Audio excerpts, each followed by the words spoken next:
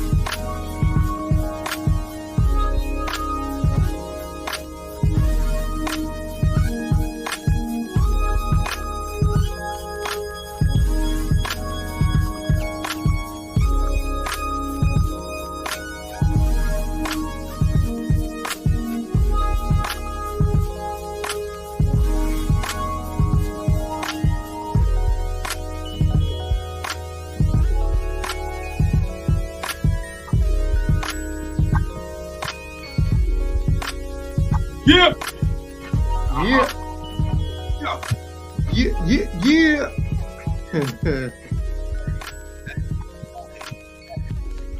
All right, all right. That's what's up. What's happening? So, what's going on? Back again at this thing, fellas. Thank you for everybody out there that's tuning in, that is always constantly giving us love back and forth, constantly day in, day out. We appreciate it. So many more people are following now, enjoying the last segment we had. So I do want to correct something last week. We talked about accountability. I do want to correct something. Last week's segment was I gave acknowledgement to Major on emotional maturity, when in actuality that was Bobby Drake that came up with that title, and tonight's title is Major's title. So I just wanted to make sure that people get Okay. the correct dues for what that was. So I I remember did Major actually say that too. No, co-signed it, and I said, said that on the show. I "Yeah, said it was actually Bobby. yeah, you said that. You said it last week. Mm-hmm. Hey, it's Oh, okay, interchangeable. okay. Ain't, I just ain't, wanted to ain't clear. no Troy Hogs here. Okay, I wanted to clear that up because Yeah. I just wanted to make sure that our brothers get the just dues that they deserve because it was a dope topic, and a lot of people hit me up and said they didn't even know what emotional maturity was. So we That's definitely want dope. to give Bobby Drake that shout out for bringing up that dope topic. And tonight we have another fire topic that Major came up with. I thought it was much needed for us to talk about red flags. No doubt. I think a lot of times people don't understand how in depth red flags can be in relationships, friendships, even families, in all aspects of life. The red flags, if you don't understand them and you don't identify them, they can be destructive to you in the long run. So that is why we had titled this Red Flags, No doubt. recognizing, identifying and recognizing what the red flags are and what do you do in these situations that will lead you in a prosperous direction in a healthy way. um, so we definitely want to dive in that tonight and let everybody know that how critical red flags are. So I just want to start off with the red flags by letting people know what red flags are. So the definition in the term of red flags is the red flag could mean either a literal flag used for signaling or as a metaphor, a sign of some particular problem requiring attention, most likely ASAP. So that is what we're dealing with tonight is red flags. How do we identify them and what do we do in those situations? Now, Major, I know you came up with this topic, so go into details on why you think red flags is so important and a major issue that we have to talk about. For sure, for sure. First off, shout out to my brother Bobby Drake for the For sure. for the emotional maturity last week. He came up with the title, but I looked through his list and I think you gave it to me because I chose it from his list. You know what I'm Yeah, saying? yeah, But like definitely. my guy, listen, that was everything right there because Yeah, everybody's talking about that now. And Look, like Ant it's the said, brain trust, man. It's the brain trust. It's you heard it it's the from one, you heard it collective. from all. Ain't no glory hogs here. We do it. We doing it for the culture. So I, it got out there. I'm, yes. That's what's I'm important. Definitely. swear. Dude, I swear. listen, I'm so glad that you put that on that list, man, because when I saw it, I was like, yes, we absolutely need this. And this week is the Super perfect follow. necessary. This week is the perfect follow-up because when you think about it, your level of emotional maturity will enable you to be able to recognize red flags, to be able to see red flags from a mile away when other people aren't even thinking about red flags. You know what I'm saying? Your level of emotional maturity will inform your ability to identify red flags. So it is fitting that we're on, this topic this week. Red flags are everything in Mhm. relationships, in friendships, in business situations, in day-to-day life, in black empowerment, because at the end of the day, the red flag is what should be governing your your continuous flow of movement. You know what I mean? If you're going one way, you're going one direction, and you see, okay, there's this roadblock up the way. This is not working. Maybe I should just kill this altogether, or maybe I should go another route.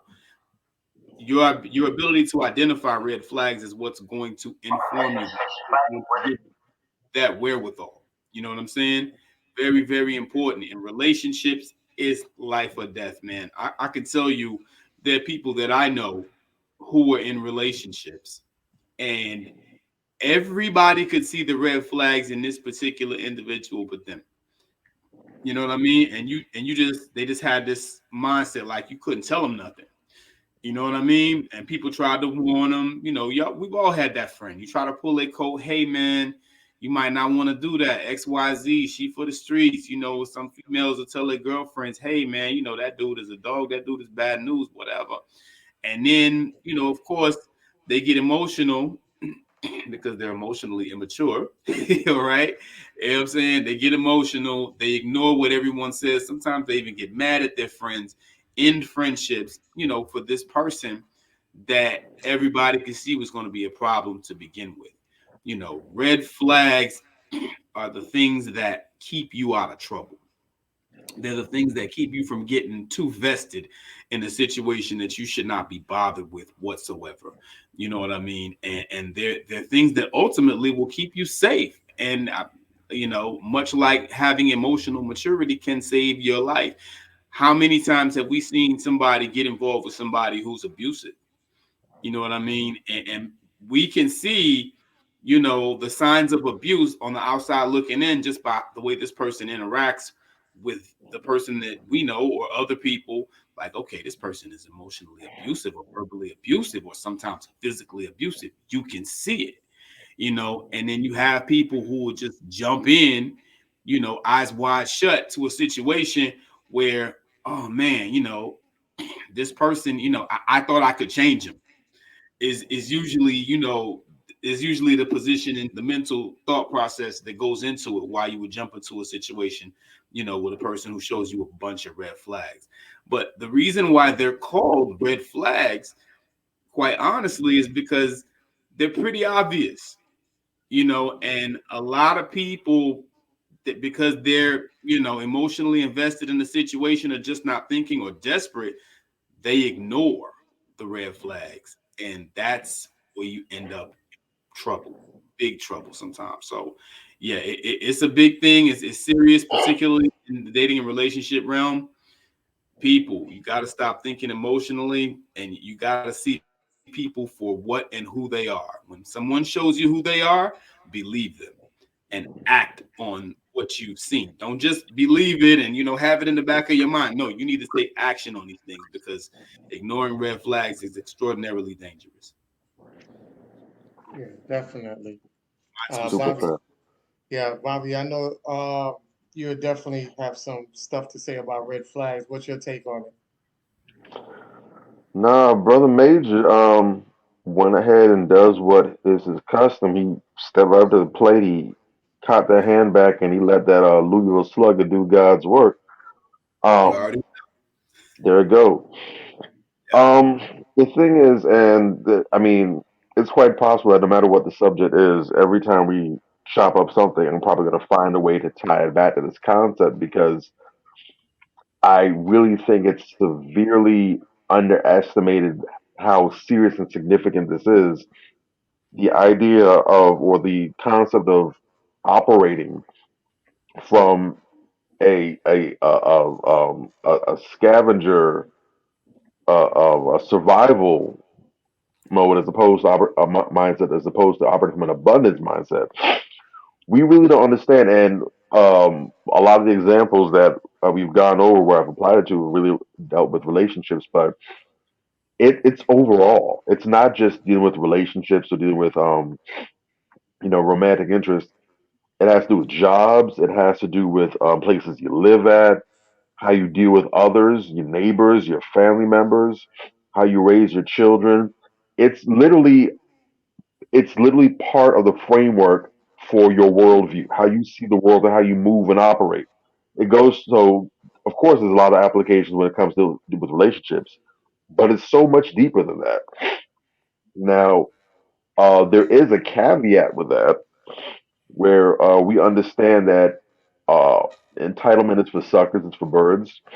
You are entitled to what you have worked for, what you have earned, what you put some sweat equity into the game for. And even then, when you do that, it's not a guarantee. So you could literally do everything right. You could check all the boxes, cross all the T's, dot all the I's, and it's possible to still not receive the outcome that you were working towards. It's possible. However, life that has no guarantees. No one has received any promissory note from God or anybody else or anything else saying that you are guaranteed to do X, Y, Z. We know that there's only several things that's guaranteed, and that's death, taxes, um, and a couple other things. But aside from that, there's no guarantees. However, if we think about life as a game of probability, like going to the casino, rolling the dice, making your bets, whatever your wagers, we understand that we want to do the things that are going to have a high percentage, the highest possibility of working out in our favor. And if you want the best possible outcomes more consistently, more often than not, you got to put in the work and you have to do your due diligence.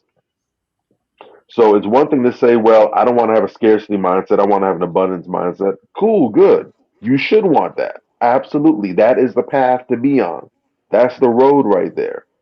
However, you have to go ahead and put in the work to earn that, to have it like that. You can't just say, well, I'm going to just manifest. I'm just going to sit back and manifest. I visualize this. I want this, whatever.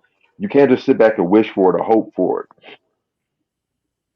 You actually have to go out here and put some sweat equity in the game. You have to be the person to bring that into your alignment to get yourself in position to do it.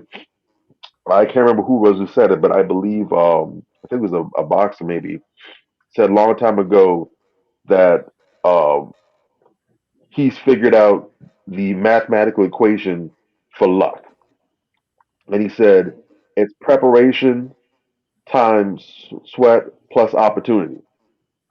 So by that way, you can there's a mathematical equation where you can create luck, and simply by preparing yourself, putting in the work, and then when the opportunity appears, when you shoot, you don't miss.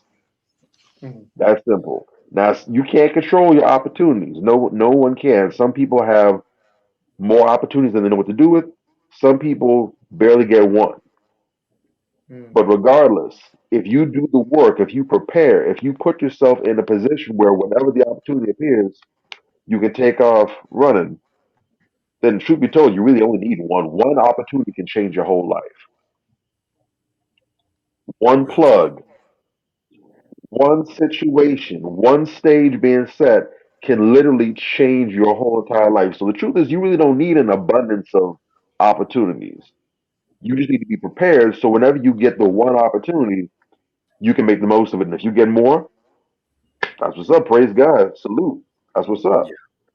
But you need to be in a position where you can actually take advantage of an abundance mindset because all an abundance mindset without the work ethic behind it is going to do is going to make you miserable. That's going to leave you feelings of bitterness and resentment. You're going to be covered in people being jealous, looking, man, I can't believe he's got that over there. Or who she thinks she is? She don't deserve that more than me. Well, have you been through what she's been through to get to that? Right.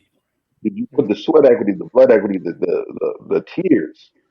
Did you do what you should have been doing all along, or do you just sit back and just wait for it to come to you, like you had some kind of a fix was in setup? Mm. So Mhm. once you get to that place where you have that abundance mindset, then you realize that certain things like red flags are to be taken seriously. See, when you have a scarcity mindset, you'll see red flags. You'll see a person who has all kind of caution stickers, hazard stickers, or whatever, and you'll say, "Well, you know what? Maybe I can make that work," or "You know what? I can probably do something with that." If you have an Mhm. abundance mindset, you'll realize, you know what? Why would I even risk it?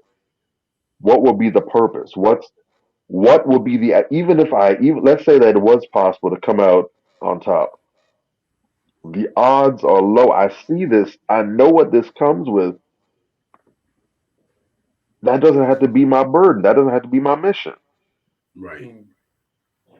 Real talk. So, again, put in the work to earn, to actually truly deserve what it is that you want and move accordingly. And let me make sure I package it up nicely. There needs to be the gift wrap on top of it. Be honest with yourself. You don't have to tell us anything. You don't have to tell your friends, your parents, your partner. You don't have to tell anybody else anything. But between yourself and God or whoever it is that you put faith and stock in, you need to be honest with yourself, and you really need to sit down, go in your inner self, and say, you know what? I'm ready to work for this. I'm ready to go ahead and deserve this. Or the flip side, you know what? I'm not really ready to work for this, or I would like to have this, but I know what this calls for. I'm not willing to make those sacrifices. I'm not willing to do that. I'm comfortable where I am right now, and the effort it would take to get there, for me, it's not worth it, or I'm not willing to put it up. And if that's the case, you need to go ahead and shop at the store you can afford at. mm, Again, having a Hermes, having a Louis Vuitton, having a Balenciaga taste, but you got Marshalls and TJ Maxx charge cards. Mm-hmm. mm, All that's gonna do is make you miserable. You can get some straight up, no BS. You can get there's some amazing deals that you can get at TJ Maxx, Ross, Hell yeah. Marshalls. There's some really good deals. Sometimes you can even low key pick up a steal. You can get yourself an armed robbery, a heist, without the ski mask at one of those Yeah. spots. If you're patient and do your Well, due diligence, you can make out like a bandit and even maybe get a little more than you actually deserve. mm, But you have to I'm be female. willing and open to doing that because the reality is everyone isn't going to be able to deserve or earn the high end. That's not feasible, right? We know what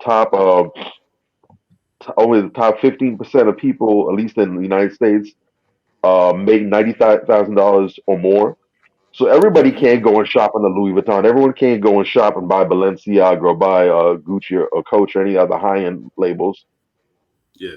So mm. realistically speaking, if you can't afford to buy clothes at that level, what you gonna do? You just gonna walk around naked? No. You get your clothes from where you can afford them, and you wear them to the best of your ability. You look good in them. You style yourself up. You get yourself fitted properly, and you wear that, and it's cool. Same rules apply. Go looking for your person at the level that you can actually afford and you're willing to work and earn at. And you'll be surprised. You can be very happy there. You don't have to have the Rolls Royce of partners out there. You can get a nice, decent, dependable Toyota Camry, and baby, that relationship gonna take you 20 years, 30 years, 40 years. Give you Yeah. some wonderful, beautiful children. Give you a beautiful family. Give you a beautiful outcome. Yeah, Get your mind out of the Instagram addiction. I gotta have something that's Instagram. Nah, happiness, peace, stability, durability. That's what the game is missing. Get you some of that. If you can get at the elite level, cool. But if not, it exists at the lower levels too. Get in where you fit in. I'll land my ATV. Well said. Well said. yeah. That's you brothers made great points, valid points. I think what happens is when people don't understand how to choose correctly, it end up hurting you in the long run. There's plenty of scenarios and situations that we can point out that will show you that you have to line up according to how you come at the table.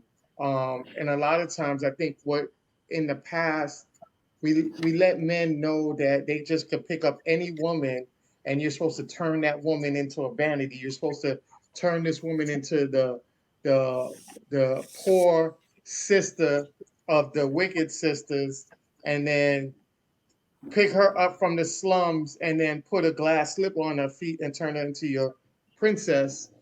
Mhm. And all these women are looking for that Cinderella story. And a lot Right. of times, those rom when you romanticize these stories in a Disney aspect, um, a lot of times that can turn around and be very negative for you. It can be very bad and detrimental at the same time. It could be an Achilles heel down the road.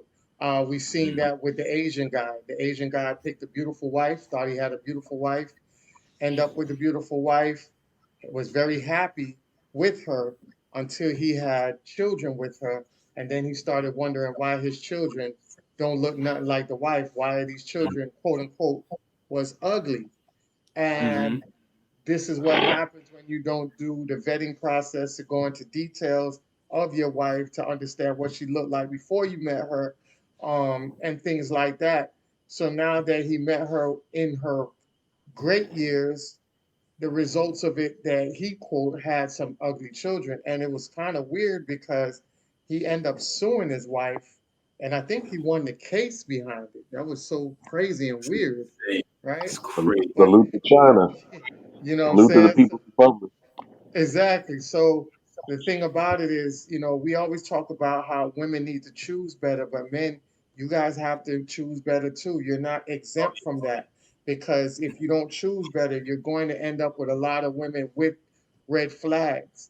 That, like I said, the days where they tell you to just pick up any woman, and you're supposed to be the man to turn that woman from dust to gold.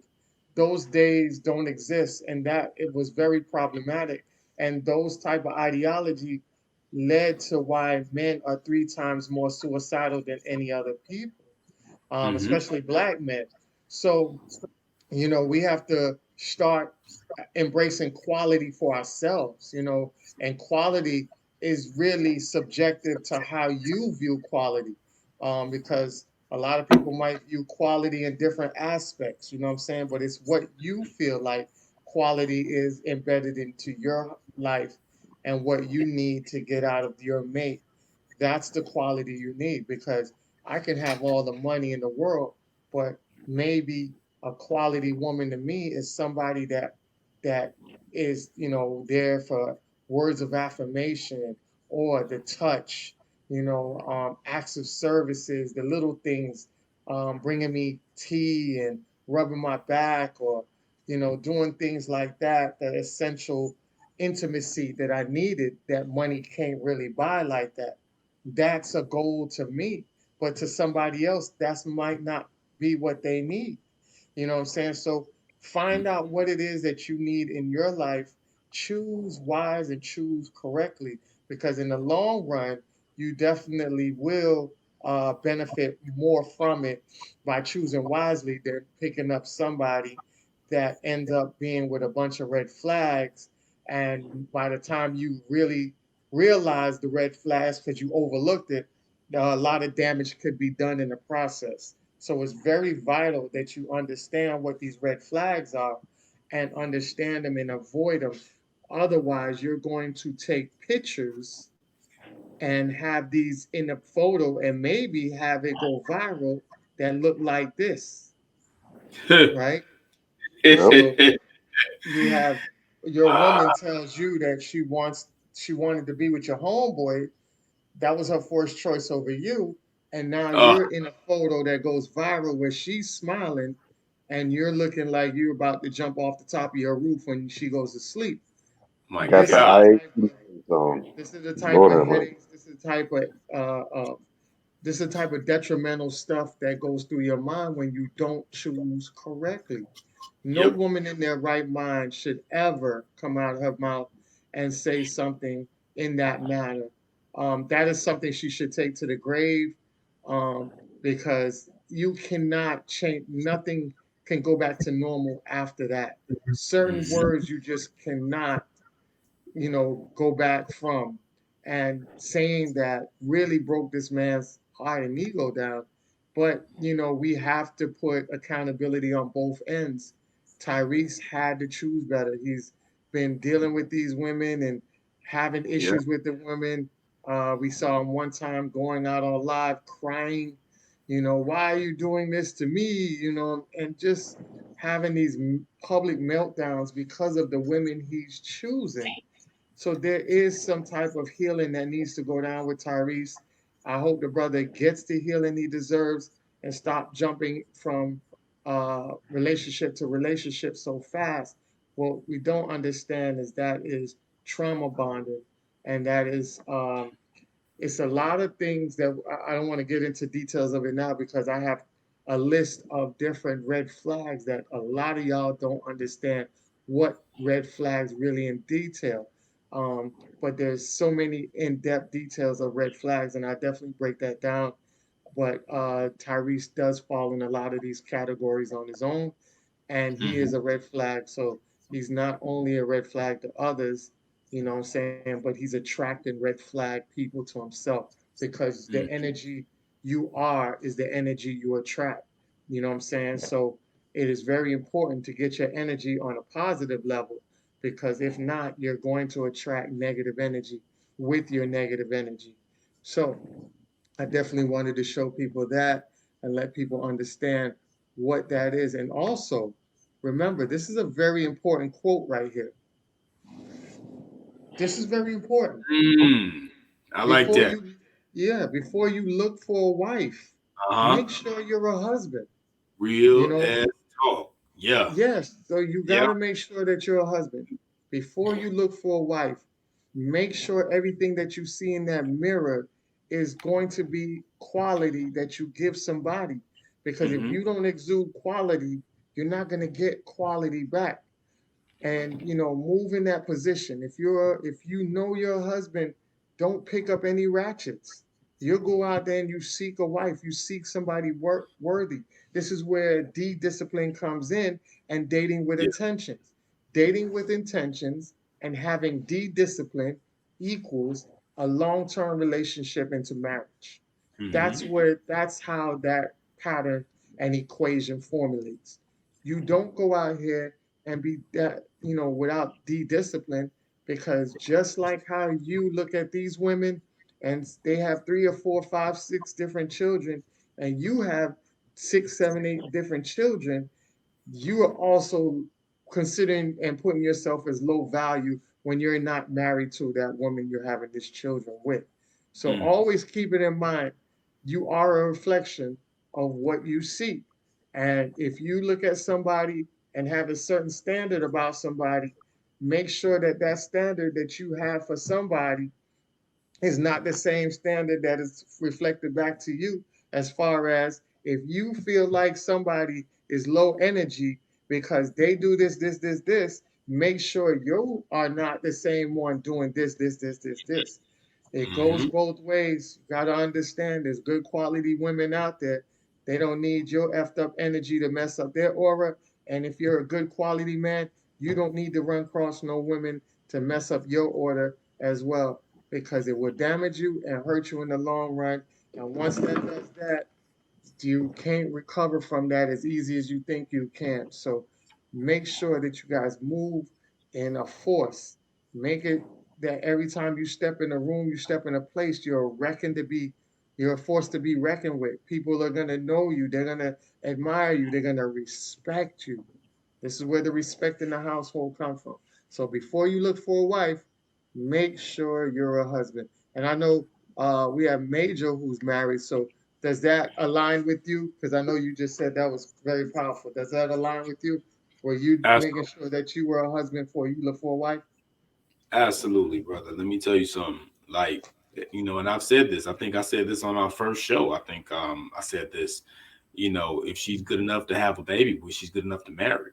Mm, You know what I mean? That was either the first or the second show, where I said that. And, it does carry over into, doing introspection with yourself, and making sure that you're in the right mental space, the right spiritual space, you have the right assets, you know, you're in a comfortable situation where you can kind of, bring a woman in, and it's kind of a just add water type of environment. When I met my wife, she came, to visit me the first time, and she's looking at my place, and she's like, "Oh my God, you here by yourself? You got three bedrooms, 3 bedroom, 2 bath, it's spacious, got a little, nice little patio area, garage. It looked like a family home, where people live." And I was like, I told her, I did that because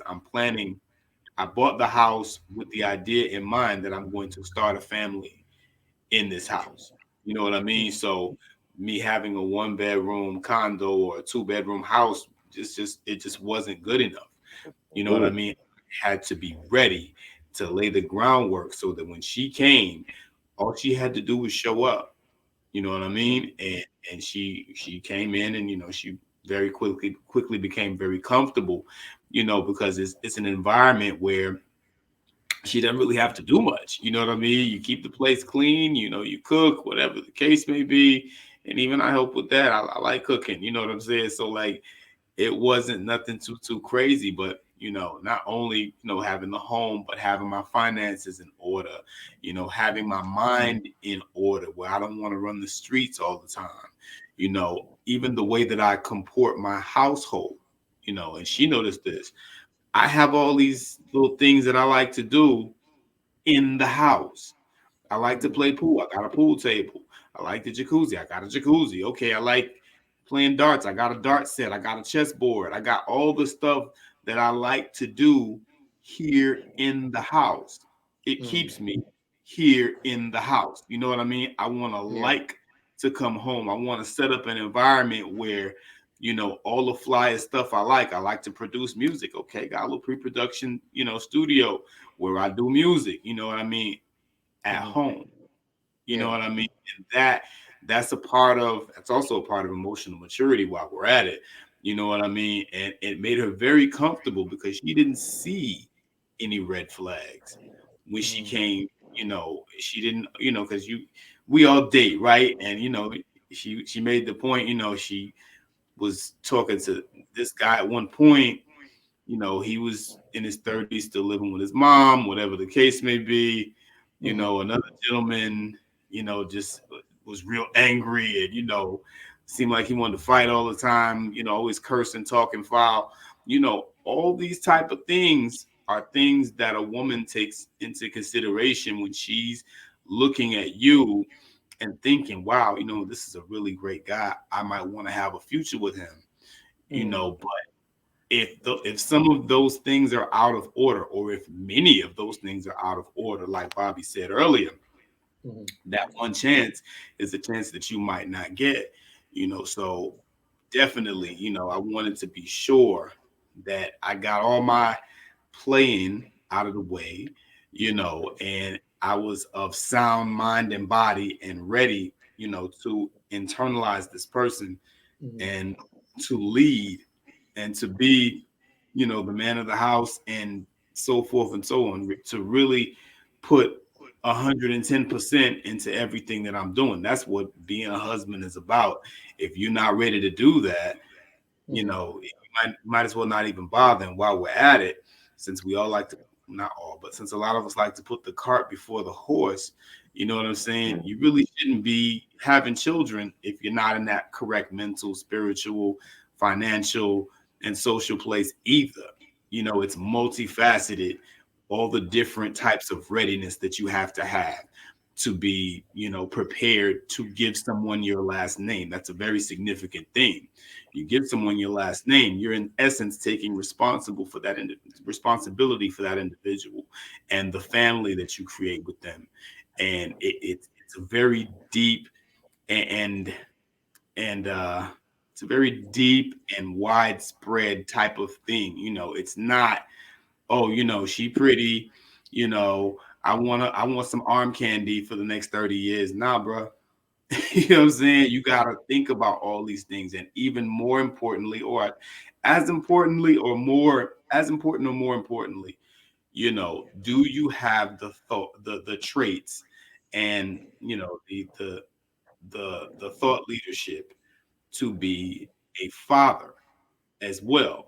You know what I mean? Because when you marry, you're more than likely to produce offspring, and you got to be ready for that also. So, you got a lot of soul searching that you need to do and a lot of maturing before you are ready to enter that space. But I think that, a lot of us need to start entering that space and finding that maturity because we're needed out here in that capacity. Yeah.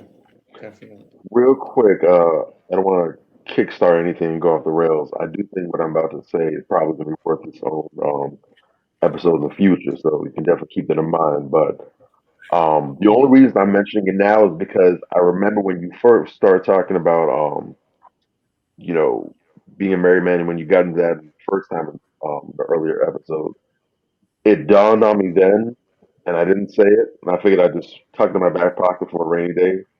So it's Okay. popping up now, and then again, it just jumped up in my head again. So I'm thinking that's like a sign that it needs to go ahead and be introduced at least. I want your feedback really quick because we don't want to take away from the overall topic of the evening. But real quick, I want to get your feedback, both of you guys, on what you think about this idea. Um, considering the significance of marriage, what it means, the gravity of it, even people who don't necessarily take it seriously or have, negative opinions about it, whatever, it seems to be the one thing that a lot of people shy away from, or that's the one that's like the final boss. People jump into having kids or whatever, like it's nothing. They'll do that all day, all night. But Mm-hmm. they'll lay up with people that have girlfriends and boyfriends and situationships and friends with benefits and all kind of stuff, whatever. But that marriage thing, that's like that forbidden. That's like the final boss of the level. You gotta defeat levels 1 through 9 before you get there. And Mm-hmm. it dawned on me, especially for those of us living here in America. I'd say the West, but primarily in America because you have a lot of other cultures in the West that are a bit more rooted and go back a little further. But for the most part, America is the culture as we know it. It's really young.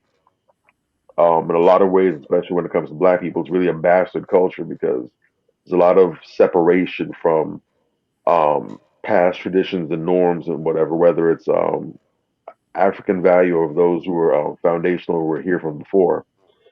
But Mm-hmm. it occurred to me that marriage for both men and for women really is the one and only rite of passage that we actually have, even though we don't necessarily think of it as such.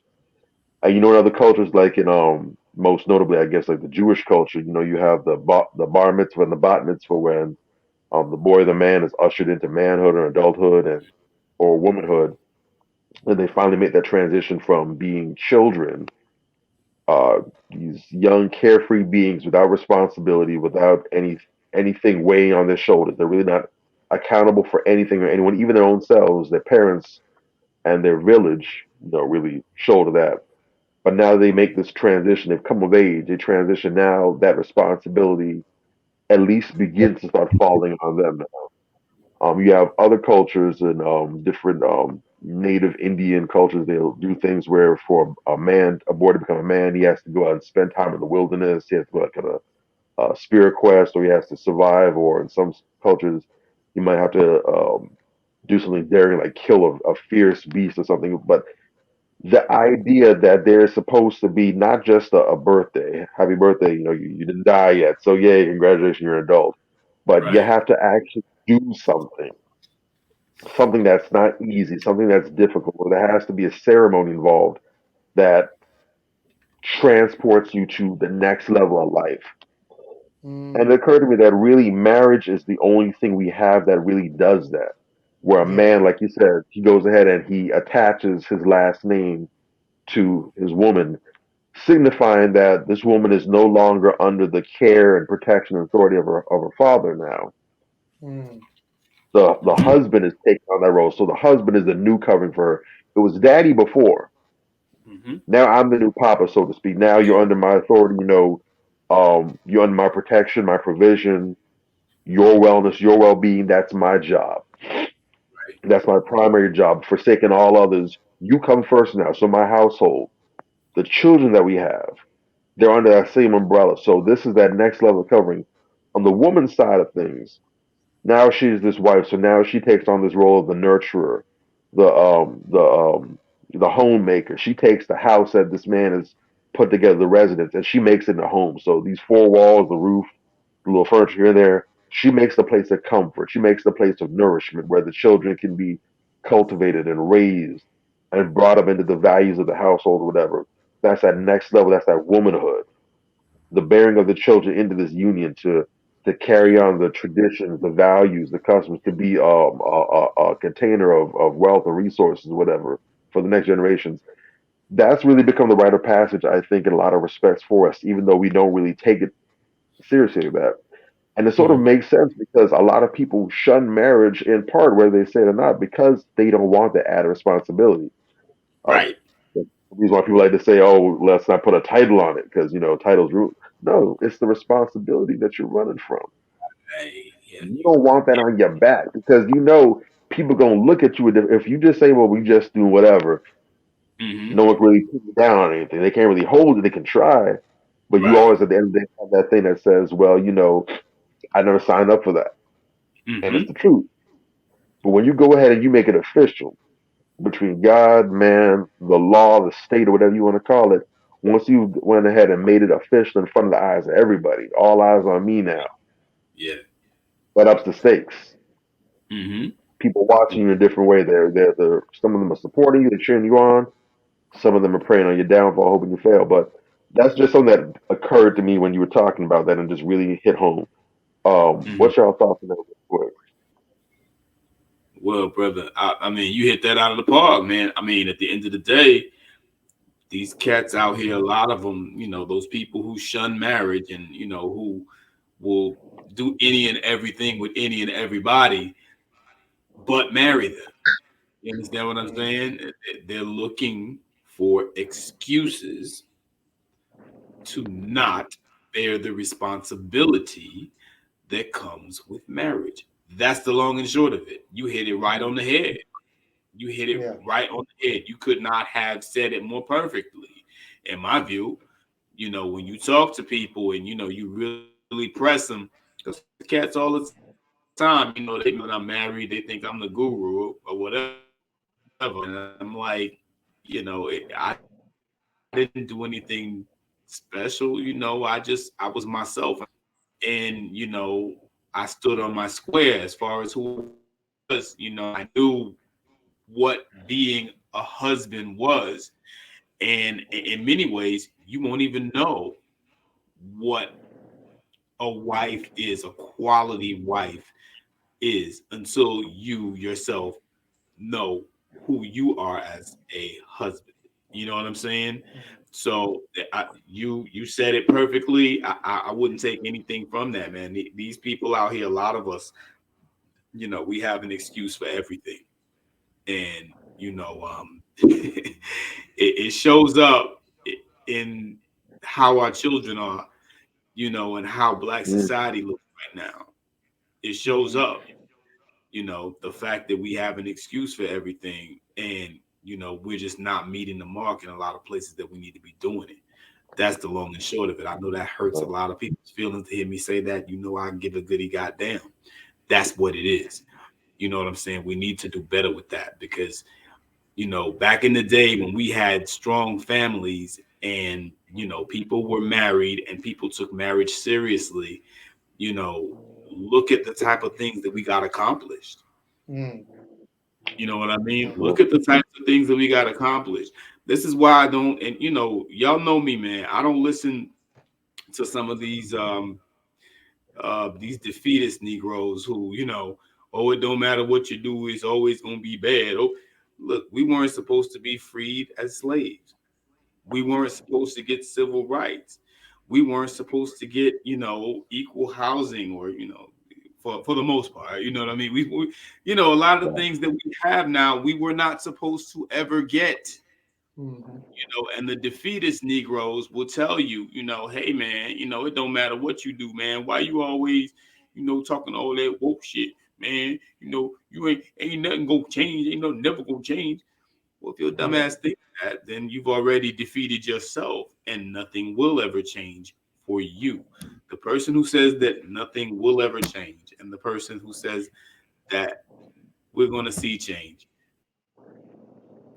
they're both right. As far as mm, that individual, yep. trying to accomplish in life.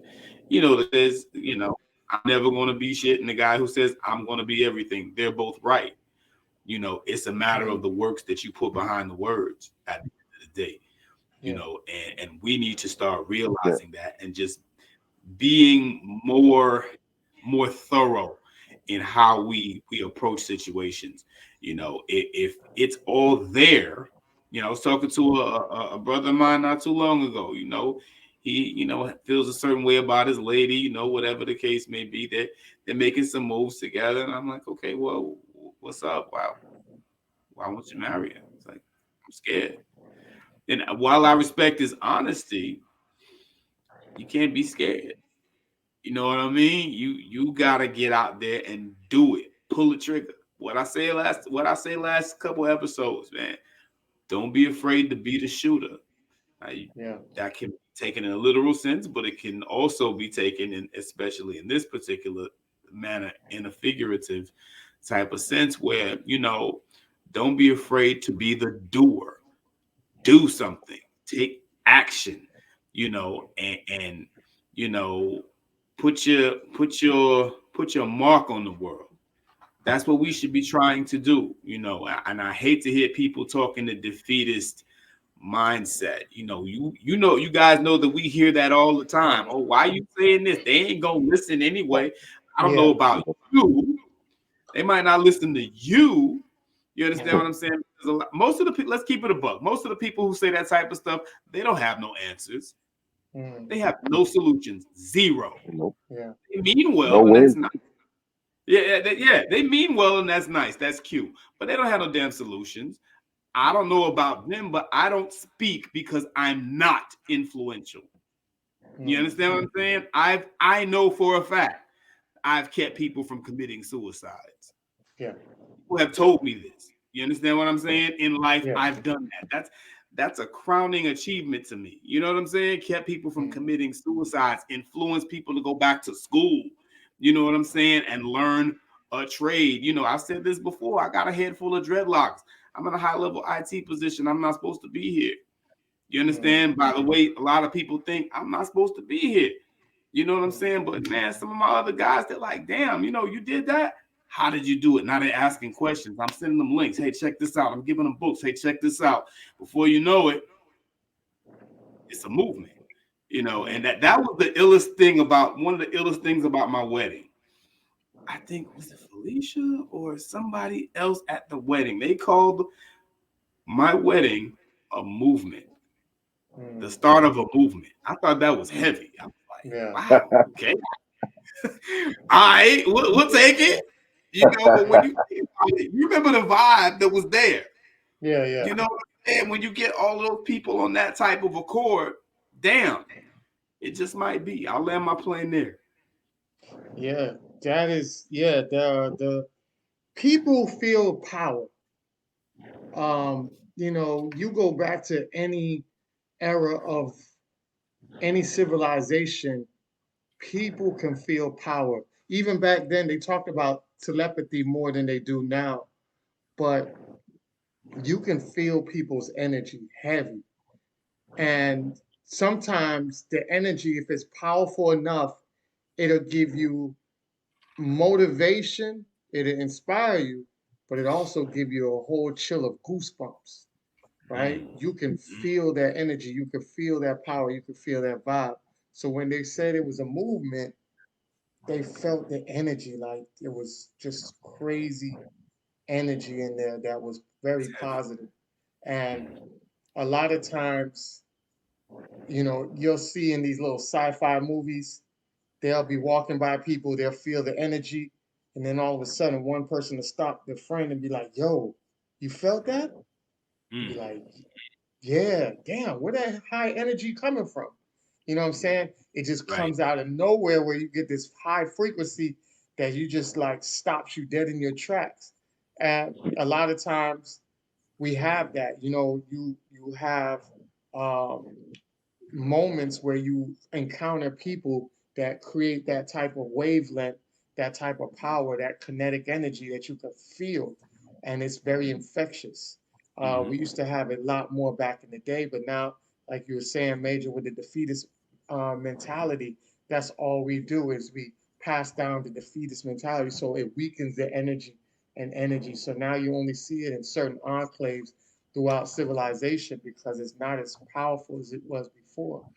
And it's very important for us to understand that and how to move forward because that powerful force is what's the driving force to keep us from going and to keep us going and also getting tangible resources in the process, making tangible and legendary moves, for your family tree, and also the community.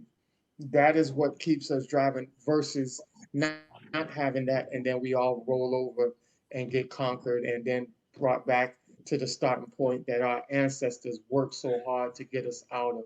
Just like you were saying, we're not supposed to be free, but we had to pop some people in the mouth. We had to do some unorthodox stuff. We had to shoot some people in the back of the head, like Harriet Tubman. we had to do some things we didn't like, but it got us to where we needed to be, whereas now, and we still have to continue that fight to get the next generation to where they Yeah. need to be. So by Precisely. building back the foundation, that powerful force inside the household, then the community grows from it. That's what made Black Wall Street so powerful, because we have Mhm. so many powerful homes and generated so much wealth, legacy, and blackness, and exuded so much power that it was infectious enough to build a whole community, a whole city. And also, those people would move to different regions, and we created different Black Wall Streets all over the nation. And we had so many of them, but then we started dissipating over the years. We got to build that back. We got to get that energy back. So, like Major Mhm. was saying, don't want to get too far off of that, but like Major was saying, like Bobby was saying, I want to show you guys this video where he's talking about, like Major was saying, you got to pick up that gun and be the shooter. You got to stop. You got to stop entertaining the nonsense, because Bobby made a great point earlier about how different cultures have their way of elevating their children to the next phase of life. You know, the bar mitzvahs. Then you have the quinces in the Spanish community. You know what I'm saying? There's different enclaves where they do that to heighten them to another level of society. We don't really have a tradition like that, and we need to start bringing that into our works, into our society, into our homes, where we do elevate the man to the next level, and then that gets them started and prepared to understand what's coming um, in the future. We definitely have to do that, but I do want to show this video where we got to get down to business and mean business. We can't talk about one thing and then doing the opposite. That hypocrisy stuff got to go out the window. If you out here at a certain age, you got to start building, and you got to start showing, and you got to start making stuff happen. You got to be the shooter. If you're not gonna be the shooter, you're gonna be the one to get shot. So it's either whatever side of the fence you want to be on. That's the results you're gonna get. All right. So definitely. Predicting ourselves, bro. Like if we claim that we want a certain type of woman, that's the type of woman that we need to be uplifting loudly, not just quietly, not going online and liking every picture from the OnlyFans chick, and then you don't even post your girl on your page. You literally got dudes in relationships you have never seen a woman before, but you see his name under every picture from a chick who half naked. So like, what type of message is that sending? All our time, energy, and effort needs to go to the type of women that we would take serious. But fact is that a lot of men don't do that. Messaging is very important if we want to change what it is that we see outside. And men claim that they want to see less of women showing their ass on the timeline. They claim they want to see less makeup and less wigs and less extension. Well, then you got to uplift the women who out here moving like that. Loudly, I repeat. Or you just got to sit down and shut up. Point blank. My man, I like that last part. I like that Yeah, last part. I'm a definitely. strong proponent of Busters just getting the hell out the way. You know what I'm saying? I'm really on that. You know what I'm saying? Yeah, I had to light up this week. You know what I'm saying? I ain't even gonna yeah, mention his name like that, but you know who I'm talking about. yeah. Dude, at the end of the day, get your bitch ass out the way, man. Look, brothers, real brothers. You know, my girl was Correct. telling me yesterday, talk about how, she's still so impressed at the fact, at the way that I came up to her, like when I met her. 'Cause my woman is very, very beautiful woman. And it's like a lot of guys, are intimidated to go and talk to very beautiful women or whatever the case may be. Me, I walk in a club, I see a very beautiful woman, I watch her for a little while, I feel like she there for me. You know what I'm saying? I have no qualms about that whatsoever. Like I'm on it. And that's what that's part of what he's saying. It's like, okay, and then after you get her, don't hide her in the closet. You know what I'm saying? Have her on your arm, represent her. You liking every other chick's pictures. These hoes that you supposedly can't stand, and you tired of them, but you liking every one of their pictures. You go in their inbox. You're being a goddamn hypocrite at the end of the day. You understand? You had to be 10 toes down for the real woman that is on your arm. Now, I can understand some guys, you don't want to necessarily put your woman out there all the time because, especially if you're a public figure or whatever, Yeah. she becomes a target, for people who are hating on you, whatever type of, you know what I mean? Yeah. I get, you know what I mean? But, this is like on Facebook, for instance. I have a page that's only for family and friends. You know what I'm saying? And some people, are relegated to that page because they're too stupid, in my opinion, to have adult conversations on the other page. But then some people, are just family and friends, and I really don't even want them to, have to deal with some of the hellfire and brimstone, that we have to go through on the other page. You know what I'm saying? Like, so Yeah. it's good sometimes to be able to keep those things separately, but among your family, your friends, the people who are close to you, there's no reason that nobody should know what your woman looks like. That don't make no sense. Yeah. You feel me? And man, I'm good for it. I don't like nobody's. I don't care. Yeah, okay, whatever. She look alright. She ain't my woman. It boggles the mind to me. How a lot of these cats out here spend so much time talking about and posting and liking and following and inboxing females that they will never see, that don't give a goody goddamn about them and are doing nothing for them. That is some of the most simpish, nonsensical behavior I've ever seen. Like, it doesn't make sense to me. You know what I mean? So yeah, my way to keep my likes to myself. If I, if it's a family member, or, a sister that I know, I might give a very mild comment, like on some, okay, that looks nice, whatever. Usually my compliments go to couples. You guys look really nice together, but I'm very careful to not be giving that attention, that, oh, baby, you so fine, that I should be giving to my woman, to random chick A. You dig? Nah, that's just not, that ain't it. Yeah. Because what ends up happening is a number of things. You're showing that your standard of beauty is somewhere else besides with your woman. How you think that's gonna make her feel? It's gonna make her feel insecure. You know what I'm saying? And me, I'm just a person. I don't tolerate that either. You know what I'm saying? So, I'm not, these chicks be drooling, when I don't know, The Rock or whoever comes on TV. I shut that shit down quick. Look, you know what I'm saying? It's fine. You can acknowledge that, okay, there's another man who's attractive. Even, if you're not gonna say it in front of me, you might think that, but the ogling and the drooling and it's just dumb. It's childish. It's seventh, eighth, ninth grade, man. How old are you? You dig? So yeah, it's a thing. But yeah, that brother said a lot right there. All this energy that these guys be putting into these other females out here, if they put that into their woman, they would do so much better. You know what I Water mean? your own pump. Real talk. They'll do so much better. And their woman, things that they have difficulty getting their women to do, their women be happy to do it. Sometimes it's as simple as, baby, you look beautiful. Oh, I love your hair. Your nails look so pretty. Da da da da. Whatever. Whatever. I always tell my partners this when they ask about women and what to say and how you always know the right thing to say. Man, I just say what's on my mind. Sometimes you got all the answers. A dude will be talking to you and telling you, damn, she's so pretty, or she's so fine. Damn, I wonder where she from. That.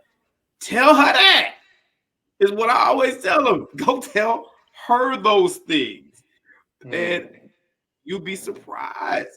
Give them that attention. They're the ones that are worthy of it. These Instagram females don't see you. They're not even real people, most of them, if we keep it a buck. Exactly. You dig? Exactly. Why you wasting so much energy on them? Yeah, brother said a lot right there with that clip. I like that clip. That was hard. Definitely. You have to know, as like I said, when you get to a certain point in your life, you have to know women of quality. If you're not recognizing women of quality, you're gonna get a lot of women that isn't of quality. And what happens when you deal with women that's not of quality or up to par, you end up Mm-hmm. spending way more money than you're supposed to, or And you're time. just wasting your time. So it's either Mm-hmm. you're going to spend more money or you're wasting your time. And I just want to show people this uh, little exchange real quick. Yeah. I know you guys probably can't see it for what it is, but Mm-hmm. let me read it to you. Mm-hmm. Um, Red oh. flag all day. I see it already. God damn. And that happened to me, by the way. Oh yeah. Oh yes. Oh yes. So let me go ahead and read it off for what it is. Oh, geez, hold on. Let me see.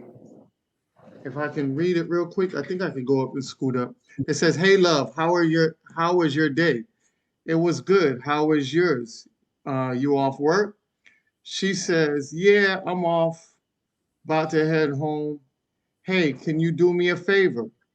He says, "What kind of favor?" She says, "I'm like $400 short on rent till Monday.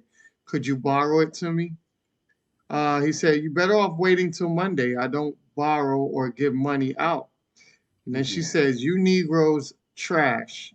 Y'all want to F but not help." He said, "Not once have I asked you for your kitty, nor have I touched you or talked sexual to you. So how does that apply to me?" She says, "Negro, but you want to have sex." He said, "Actually, I don't. That's why I haven't. But you be smooth, little Miss Panhandler." And she says, "You Negroes some bums. That's why I can't wait till my man gets out." Oh God. He Oh. says, Hmm. he says, Whoa. "Girl," he says, "Girl, please. That Negro in there making pennies on the dollar, getting butt smashed and his cheeks clapped by your replacement. Oh my When he God. gets out, you'll be taking care of him. Stop texting my phone, biatch." So I My want to man. add, before you go on to that, I Hey. want to just leave people with this Woo. so that you know. Mm. Real women don't ask for don't ask men for money. Your behaviors put you in a man's budget. Mm. If you have to ask for money, Heavy. more than likely that's not the guy that is set up for you. Because if that Man. guy really, really is about you, he'll know when you need money. Or Mm-hmm. he'll ask you if you need anything or you need any money, and he's Mm-hmm. ready to pay those bills because see, he sees value in you. So if a man sees value in you, he's going to invest in you and he's going to make sure that you are taken care of because he wants to elevate you to the next level. If not, he's going to do exactly what that guy said and said, "I never even asked you for sex. I wasn't even thinking about it." Yep. There's a difference. Yep. Understand the difference, men and women. So I just wanted to add that in before you guys jump on your commentary. Bob, I'm gonna slow walk this one. So Bob, go and do what you gotta do, cause man, so much. Let's play amen. Chance there one time. Let's play amen. Hallelujah. I feel the spirit up in this mug. Yeah. Huh. Man. That was a master class. Um, that brother came in there with the spirit of Mike Tyson on the left shoulder and Ollie on the right, and he just went pop pop pop. No prisoners taken. Oh God. um, yeah, yeah, no. And that's just a perfect example right there of that's just really her whole entire character being put on display by herself. Mm, My dad. That's not him exposed or whatever. That's her just really revealing who she really is on the inside at her core. Right. Um, you know somebody is really digging into their inner recess. They really tapping into their source, Mm. especially when they're upset. When they go and start reaching for things that aren't even there. She went ahead and was trying to slap on him with the general paintbrush that she had, and he's like, "Baby love, this don't even fit me. Yeah. Oh, I'm yeah. I'm I'm I'm a size XL. What you trying to do that's medium? That don't fit me. What Yeah. is you doing?" Like I never not once tried to say, but you wanted to. You wanted to smack. Actually, if I wanted to, I would have. Oh Yeah. well, you just wait till my man get. You mean your man that's being used as the butt blaster 3000, the newest model on the market? Oh, that one. Okay. As long as I don't drop the soap, I'm good. It's straight. But she just went there trying to throw whatever all the sign language, the shaming, the insults, the guilt, and the needing to be right. All she just went and tossed a whole tool bag at him, and my man went and did some Cirque du Soleil acrobatics, and not a single one even came close to him. Oh Mm. my God. Ooh. But that also tells a lot, also about her track record. Mm. Mm. Mm. How about that? I'm pretty sure she's pulled this whole little song and dance routine of hers. Yeah. I'm pretty sure she's done this at least a few times before, Oh yeah. Yeah. and Yeah. probably 9 times out of 10, being fair enough, Probably work. probably stuck. Yeah. Probably would have fit the bill. Unfortunately, when she started doing Buddy, that became a 1 out of 10 day, and now she ended up looking like Boo Boo the Fool. Yeah. But like I said, it's when you know who, like you said, when you know who you are, Yeah. it's a lot easier to figure out what you're gonna accept and what you're gonna regret and what you're gonna deny.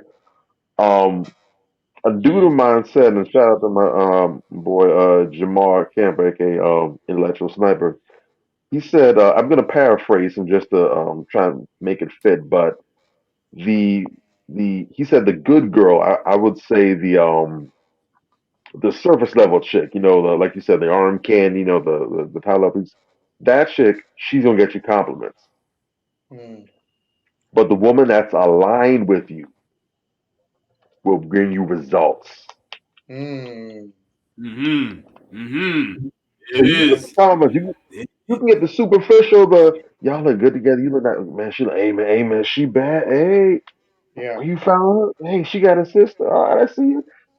And there's nothing wrong with that. Let's be clear. There's nothing wrong with that. There's Mm. nothing wrong with getting that affirmation, that confirmation. Because the reality is, I don't think any one of us, we might not crave it. It might not be mandatory or necessity, but nobody wants to be out here with a partner that's not a good look, Right. and Mm. not just no one wants to be out here with a partner that everyone's like, oh, how nice, oh that oh good for you, good for you. No, Right. Yeah. nobody wants that, right? So there's Yeah. Right. nothing wrong with going ahead and getting that props, whatever. There's nothing wrong with that. But if that's all you got, Mm-hmm. if you just got that whipped cream, but ain't no cupcake underneath, there's no actual dessert underneath. You just got this little light airy cream, and that's it, nothing else. Blow on, it's gone. If that's all you got. You got Then yourself a raw deal. why are we here? And Yes. so that's important. But also to touch on what you were saying before, that's something that needs to be understood at a deeper level as well too. Um, when you ignore these red flags, you know, you have to understand that you're taking ownership of what comes with that. It's absolutely ridiculous to hear some people when they come and it's consequences time. It's time to go ahead and pick up the prize that you earned, and they come with all the excuses of, oh, I didn't know this, that, the third, or I didn't know they lied to me, they didn't tell me that, and lo and behold. If you would have actually gone back to the beginning and actually looked at this person, like, you mean you didn't see that this was a strong possibility? This Mm, person, Mm. are we talking about the same person? mm, This one right here. Um, you have to do your due diligence, and you have to be strategic and logical when it comes to dealing with things. There was a post, and I was trying to find it earlier, and I couldn't. But there was a post that one of my folks, Blair Nash, she put up, and I don't know if that was exactly her. I don't think it was, but basically it was a question that had been wrote in about. It was like a little scenario. It was talking about, if you have a woman and she has a profile picture up on social media, it's really revealing. It's showing all the goodies that God done blessed her with, showing what you get to enjoy yourself all the time. And he told you to take it down. It's like, would you go ahead and listen to what your man said, or would you just go ahead and decide you can ignore him? Or you're going to keep it up? Surprisingly, the mm, post results were relatively balanced. I would think more and skew with the women saying, well, if my partner requested, if my husband requested, whatever, I would gladly take it down. In some cases, some said even if I didn't agree or even if I thought it was silly, I would still honor that. I was surprised to see that, but mm, not 100% because typically my brother does cultivate a pretty solid following, so it's not uncommon to see those kind of responses. But of course, you also have the people like, I'm not listening. He's insecure. I do what I want. Blah blah blah. This, that, and the third. Um, mm, the poor you shall have with you always. But I responded to it and I said, you know what? Um, if this would be my spouse, my mate, Mhm. if this is who she was from day one, if when I met her, when I bumped into her, when I first hopped onto social media, wherever I met her at, if this was the person I saw, and this kind of presentation was an issue for me, that wouldn't have been my spouse. Mhm. We never would have made it that far to begin with. there you As go. soon as I saw that this was what the deal was, and I have done that. I've seen some folks, and I've seen something I didn't like. It may have been a post. I may have bumped into my. I heard some things that weren't becoming of them. I saw something that's like, yeah, that ain't for the streets. That's for the red light district. That's for the back alley. I'm cool on that. I've seen that, and Yeah. I kept pushing. Hmm. I did not say, and you know what? And in some cases, it didn't look bad. Mm. More often than not, it didn't look bad. It looked appealing, but I understood that this might be good for a night. This might be good for a weekend, maybe even a week in some rare odd cases. But this ain't good for a life. Real talk. Yeah. For a life, this is not what I want my children coming from. There you go. I don't want. I don't want my daughters to grow up and emulate mommy. I don't want them to be like this and say, you know what, this is my example of womanhood. This is what I want to be like when I grow up. I don't want that to be the life that my daughter follows. Not because Yeah. she chose it, but because this is what her first impression was. Yeah. I don't want my son or my sons to grow up and say, you know what, I'm looking for a woman that's at the same level of my mother. I Mm. Mm, want better than that for you, son. Right? That's not good enough for me. That's damn sure not good enough for you. I want better than that for my children. But it starts from intentionality. Not if that was a red flag for me, I'm not gonna blow past it or pretend I don't see it or Yeah. downplay it or try and you know. And in some cases I've gotten to the point now where just personally it's like, you know what? Because sometimes it's not so black and white. Sometimes it's you just question like, is it that serious? And I've learned that if you have a question about it, that should be the same as a no. Mm. Because you don't question. Just think about driving. When you're driving on the road, you see a red light. mm. It's a red light. You know that. Yeah. You don't got to second guess the red light. You see the Right. green light. You don't got to hesitate. That means go. You see the yellow light. You hesitate. That's as good as a pause. You know that, especially if you don't know an intersection. You know if you see a yellow light, You got to make a quick decision, and you got to understand if you know you're not close enough to go ahead and gun through, don't even try it. But at the same time, if you hesitate, you may as well not go because that hesitation is a second you could have used to get past. If you hesitate, you may as well not go. Hmm. So therefore, if you had to question it, is it really that bad? No. Do Right. not see what you see and then try to play like it's something else. Nah, it is exactly what it is. Don't try and talk yourself out of it. And so many people put themselves in those situations and then they got the I boo face on later on, like, well, how'd that happen? Yeah. I don't know. You make a wild guess. What did you Mm. think was going to be the outcome? Now, could you luck out? Sure, it's possible. But if you fail, can you really be surprised? Is honestly, is this really a shock to you? Yeah. You have a problem with your significant other wearing revealing outfits and flashing and stuff all over the place. Is it possible that maybe she's a respectful woman and she only does it because she's single? Once she's in a relationship, she tones that down. It's possible. They're out Mm. there. I've seen some women who've done that. They've been very ostentatious in how they present themselves, and as soon as they get relationships, they mute it right on down out of respect. Salute Right. to them. Yeah. Hmm. But if this ends up not being the case, you can't blame them. Now, I went further to say in my reply to the post, I said, now, if when I met her, this was not something that she was doing, Mhm. we're in a Mm. relationship, and now all of a sudden she starts doing this. Now I'm going to come to her and approach her because this is something that is not the norm. This was not something that was established at the beginning. Something is different. I'm coming to her to get clarity. Makes sense. And Yeah. then what happens next is going to be decided based off of what she says and what goes forward. But if this was not what I signed up for at the beginning, then I have the right. But if I knew what this was coming to the door, I don't have any right to check her for that. Yeah. Really don't. You really don't. Hmm. What you could try, but what grounding do you have? You signed up for this. Hmm. You knew, you knew what it was. You knew how she came in, so you know how she was coming.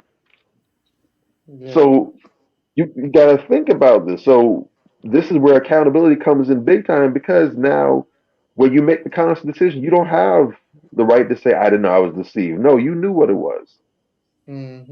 and your refusal to accept accountability now got is blown up in your face.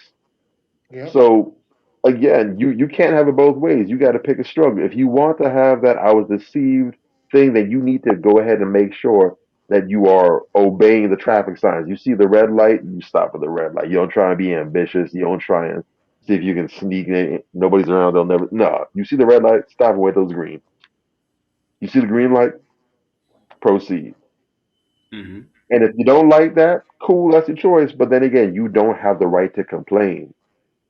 If this Right. person wants to do what they're doing, they're free to do that. Yeah. It's a, you just can't be that with me. You just can't do that with me. Let them be Hmm. free to be who they are and do what they want to do. That's perfect for somebody, right? That's somebody's dream right there. It's not Hmm. yours. Mm. But if you sign up for it, now it's yours. You gotta Exactly. digest that. That's part of adulthood. You gotta own your decisions. When you own your decisions, that all by itself ensures that you're gonna make better ones because now you know I actually have to deal with the weight of this. Only Yeah. children make those little silly choices and want to complain later on. It's too weird. I thought you want to eat ice cream for breakfast. I never my stomach, but I told you it's gonna hurt. Hmm. Uh, Grow up. Put your big boy drawers on. Put your big girl panties on. there it is. Yeah. It's And a what lot. adulthood demands. Exactly. A lot of women have fall victim to themselves, which is part of the show was red flags. Um, Women can put themselves in a red flag position and don't even know it. And sometimes they look at it as liberation and wanting to be trendy and following everybody. And sometimes those can backfire on back at you, and not only backfire back at you, but also can be a financial meltdown and crash for you as well. So you have to be out here and conduct yourself accordingly. Don't follow what everybody else is doing. You know, you got Megan and Cardi B running around here and doing what they do. That don't mean you get away with it. You know what I'm saying? So I wanted to show this because this is a perfect example of that. And when guys like me, Major, and Bobby pointed out, and y'all be saying that we be getting on people, we're judging people. No, we see these things way before they happen, right? Mm. So you got Mm. Chloe Bailey, who is a person that's known to be out here doing a lot of above and beyond sexualizing and exposing her body and just doing above and beyond Well, more than what she should be. And she had a new album come out and it flopped badly. It flopped badly. And the thing about it is that people don't understand like your actions will come back and haunt you. It is very important for you to conduct yourself in a way because you gotta take it in that you're a business. You don't have to have a business. You are a business. Right. When you're walking around, you have a name to you. You're a business. Act like you're a business. Conduct yourself as a business. Nobody's saying that you can't have a little fun, but do it with class, do it with dignity, and know when to have fun and when to conduct business. When you run around here and you being ratchet and doing things all the time and you're not taking care of business, business will end up taking care of you. And that's what we see in this particular incident right here. And, it's just a sad and unfortunate situation. But, this is why we tell women all the time be careful of what you do because what you do it has repercussions to it, And a lot of times, a lot of y'all don't see it, but y'all have to realize that a lot of y'all are red flags, walking red flags. Mm. And this one woman broke this stuff down. She was like, females are no prize. Be realistic. Half of us are ran through at a young age. Half of y'all want a man to pay all the bills. If your bills and expenses, hair, nails, outside food, etc. Half of y'all messy as hell to the point where you can't see the floor in your bedroom. Can't clean at all. Dishes in the sink for days and weeks. Half of y'all are abusive as hell and think it's so cute. Half of mm, y'all hop in new relationships or situationships quick as hell and be insecure the entire time about the relationship and start acting controlling. Half of y'all don't even feel anything but lust for your man. Half of y'all will cut off a man for taking advice from his own mama. Half of y'all don't know what y'all you need and want and don't trust them in the entire time because of your own insecurities. You treat a man like he's one that played you in the past when he could in fact change your life and be a MFing blessing. Half of y'all don't let them have their own peace, sleep for hours, drink a little bit, be on their game for hours after work, go out with his friends.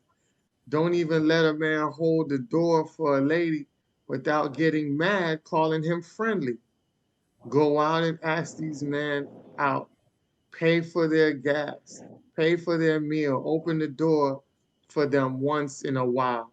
Be the driver instead of the passenger sometimes. Give him random gifts. Y'all get rejected by a man once and start calling them names. Taught these men that no means no. Can't be mad that they're starting to learn their worth. And I thought Mm. Sister broke it down she pointed out a lot of Ooh. red flags that a lot of women don't realize that they end up being red flags.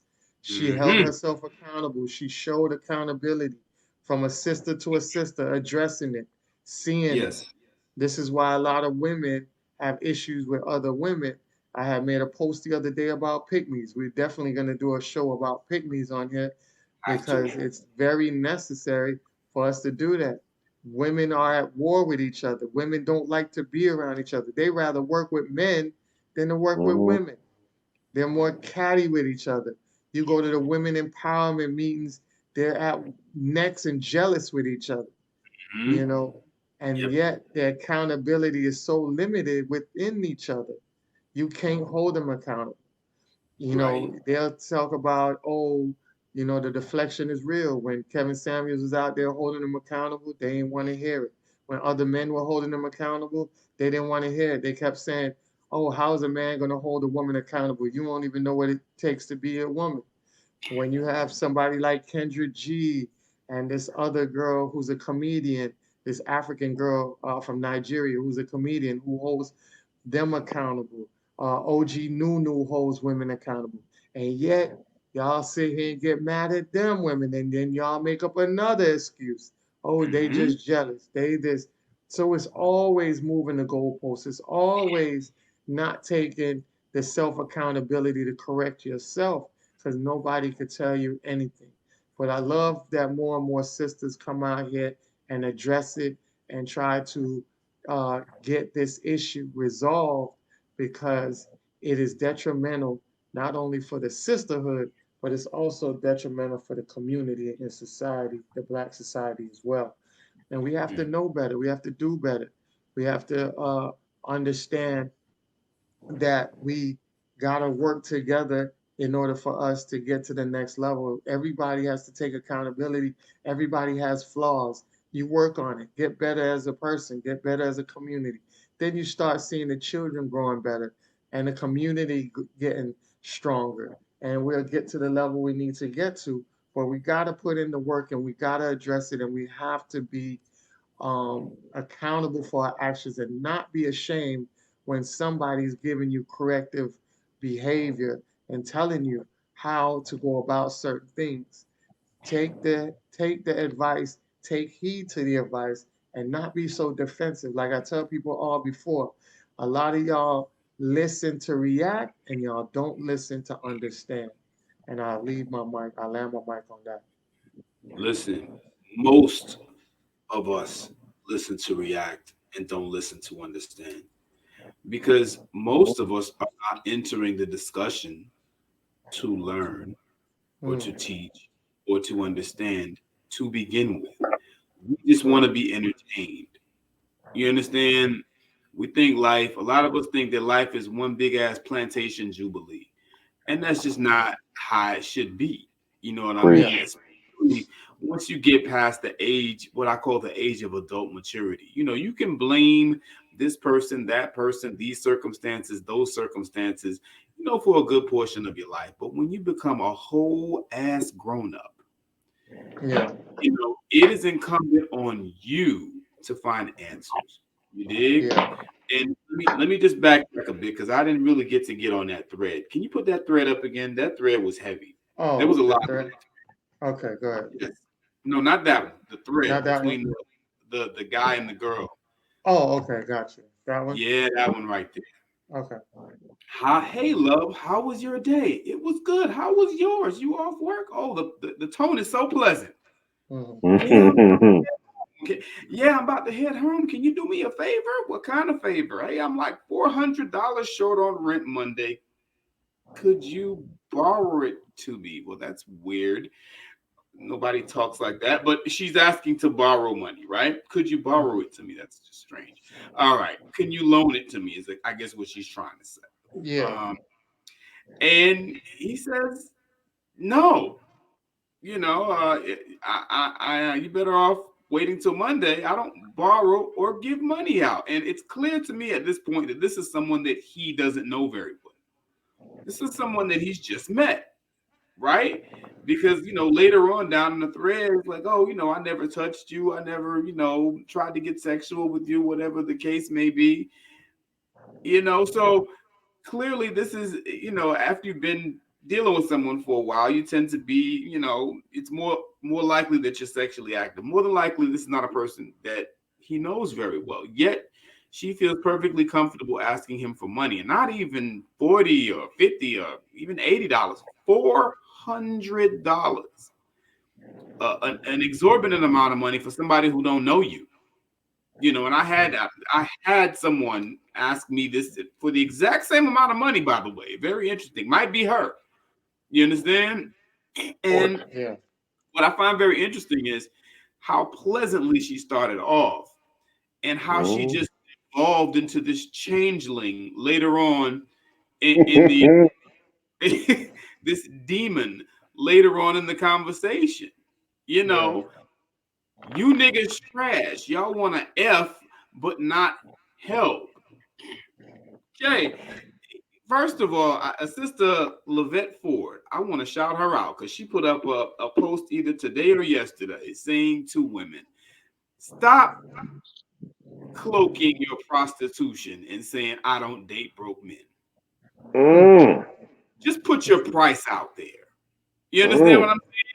And there are guys who are willing to pay it. And I tend to agree with that. I would like to challenge all sisters Absolutely. who are OnlyFans shit. You know what I'm saying? You feel like you want them to bring Backpage back, make Backpage great again. You on that type of vibe? Stop Yeah. going around here cloaking yourself like you a real sister. You're not. You know what I'm Yeah. saying? You are a prostitute. And that's what this is the vibe I'm getting from this girl. You know what I'm saying? Because look where she went eventually. Look where she went immediately. You want to have sex, but not help. And because of that, you, not just you on the line with me, but you niggas, meaning all of us, are Mhm. trash. Yeah. Look how nice she started off.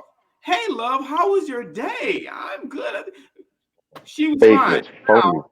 Because she couldn't manipulate you to do what she wanted you to do. Now, not only you, but you niggas in general are trash. You want to have sex, but not help.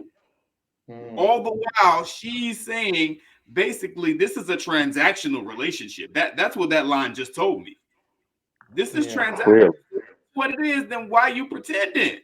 Just put it on out there. You dig? Okay, let's keep going. Not once have I asked for, your sex, nor have I touched you or talked about sexual stuff to you. So how does that apply to me? I love that Yeah. line. You know why? Because I wrote that line. Yes. That Mm. this guy, this guy might be one of the kids I mentored. You dig? Mhm. Because what a lot of ladies don't understand, just because we're talking to you and we have friendly conversations and we think you're cool and we have interactions that are pleasant, that don't necessarily mean that all of us want to go to bed with you. Yeah. And sometimes there's something about a woman that'll just stop you dead in your tracks. You still like, you enjoy her company, you like talking to her, but just something just gives you a little pause. It might be an odor, it might be something like this. You see how she is. Her sex comes with all type of um triggers, you know what I'm saying, or complications. It's not just okay, we feeling each other, we vibing each other, we're expressing that physically. No, that's not Mhm. what's going on here. This is a whole trap. You understand? And men don't like to feel that. Men like to feel, okay, this woman is into me, I'm into her, we're intimate, and that's cool. That's a great feeling. As we get closer, whatever the case may be, we can pool our resources, whatever. But initially, when you first meet her, Mhm. why is she, first of all, why is she asking you for money so damn early? I think I have a red flags list here, and on my red flags list, number 9, isn't Mhm. able to take care of themselves by themselves. Yeah. Listen, men do have a duty to provide, protect, profess, to advise, so forth and so on. We have several duties and we're understanding of that. But Mhm. I think one of the things that a lot of sisters need to understand, when you come to the table, me and my girl were talking about assets and liabilities the other day. Okay. Mhm. You don't want to be too much of a damn liability. No. And this person is already telling you they're not even responsible enough. I mean, sometimes things come up, whatever the case may be, it varies, right? But from a person that I don't know very well, I just met you, and you're already asking me for money for your rent. That tells me you're not even responsible enough to be able to pay your own rent. What the hell do I want with you? Yeah. Just saying. There's just so much. That's why I had to come back and just look at this. There's so much in here. And then after he tells her, actually, nah, I'm really not feeling you like that. Look at her next line. First of all, she calls him a nigga. She refers to him as a nigga this whole thread. And that's a whole other conversation about women who refer to men as a group as niggas. Some of the lowest on the totem pole, walking red flags you ever want to meet. But that's a whole other conversation. But nigga, but you still want to bang. He just told you he don't really want you like that. But you're telling him now, yeah, you do. And we see that all the time online, don't we? Where we as a group will say, we don't like this, we really ain't feeling that. And then the women will come and tell you, because they're so wise, that no, you really do like it. You don't know that you like it, but I've seen, you comment on other girls' pics, and y'all as a group, y'all do this, y'all do that. No, you really do like it. No, the man is telling you he doesn't like it, but now you're telling him that he does want you when he doesn't. It's another red flag. She's delusional, clearly. Actually, I don't. That's why I haven't made moves on her, whatever. But but be smooth. But you be smooth, little Miss Panhandler. He's telling her, hey, I see you. You're a beggar. And he's right. Then she even goes even further. You niggas some bums. That's why I can't wait till my man gets out. Really? So you're going to trump him in your mind with your man, whatever, that's in jail. And when he gets out, things are going to be so wonderful. And then after that, he just ripped her. He towed her after that, as he should. You know what I'm saying? There's this weird energy out here where, women like to put 9 to 5, quote unquote, everyday working collar brothers down and uplift the fast money dope boys and the dudes that's in and out of jail. Now, look, I have enough partners, who've been in and out of jail. I don't want to, crap on nobody. That's not what I'm here to do. But what we're not going to do is sit up here, because I grew up with real OGs. You understand what I'm saying? And real OGs will tell you jail is not the place to be. You understand what I'm saying? It's something that handicaps you for life. You end up there. Unfortunately, when you get out, things are 10 times as difficult for you. You're already black. You understand what I'm saying? So OGs will tell you, yo, that's not the path you want to go, young brother. You can do this, you can do that. You got other options. Don't be like me. Right? But you got this certain sect of women out here who just kind of like to talk down on brothers who are everyday, regular working brothers. Some of them are very well to do. It's still not enough for them. I saw a post a couple weeks ago. Yeah, I'm all about, rocking with them dope boys, because who gonna wait till you get paid on Friday? Bruh, it is crazy. The damage, some damage is irreparable. And I made the comment before about some sisters saying that this criticism, they don't feel that this criticism that they get from us comes from a good place. You know what I mean? And I push back against that. I don't feel that a lot of sisters are coming to the table in a mental space that is in a good place, because they have this type of mentality, and they're not willing to learn, and they're not willing to elevate themselves, to be with a decent type of brother. This brother seems like a relatively normal guy just by the way he's responding. What if, this sister would have been willing to elevate herself and possibly get on his level? He's not allowing himself to be played, and that's what I like the most about this exchange. And I think we gotta start finding their backbone and pushing back against this type of nonsense, because that's what it is. They're out here trying to manipulate you and use you and make you feel bad because you're not allowing them to. What kind of shit is Shame that? Insanity. This is insanity. This is outrageous. For somebody to even say something like that, for somebody to even come at you when you just met them and they begging, and then when you tell them, It's nah, I arrogant. don't sound like that. Huh? It's first rate arrogance. It Nothing, is despicable. probably a lot more, but definitely nothing less. It is the purest air. You can't find a pure bastard on the black market if you tried. My It's God. blue magic heroin grade. And the thing about it is, I can almost guarantee you she got some knucklehead friends that she's going to tell exactly what happened. And they going to be talking that same, oh, he a bum, girl. You don't need him, girl. You don't need Mhm. to bother with that, girl. You get you a baller, girl. Just a bunch of dumb shit. And this goes back to, because not to say the guys are perfect. It's some dudes out here that's dusty as hell, whatever the case may be.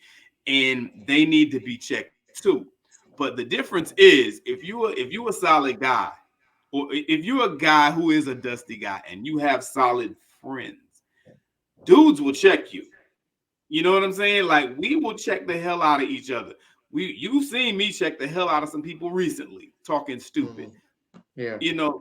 But unfortunately, on the other side of the ledger, a lot of sisters will, they'll just have their little yes girl amen corner, and they won't tell her that there's anything wrong with what she just did, and she'll keep doing it. That's why she felt so comfortable doing it from jump. You don't just ask no strange man for $400 damn dollars, and your shit need to be together. You calling him a bum, yet you're the one asking for money to pay your damn rent. Mm. Yeah, Okay. and I have and a times lot, to change. yeah, Okay.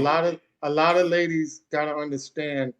Um, they follow a lot of other women with that same ideology because they don't understand every lady can get certain things from certain guys Mm-hmm. without even asking, or just they have a better body, a better mindset than you do.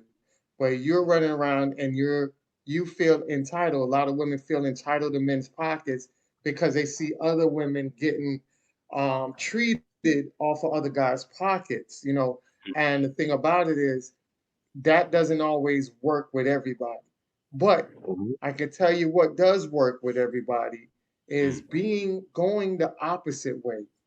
Do the things that a guy would love for you to do. And trust me, it goes back to what I was saying. You know, how you operate determines how his pockets move for you.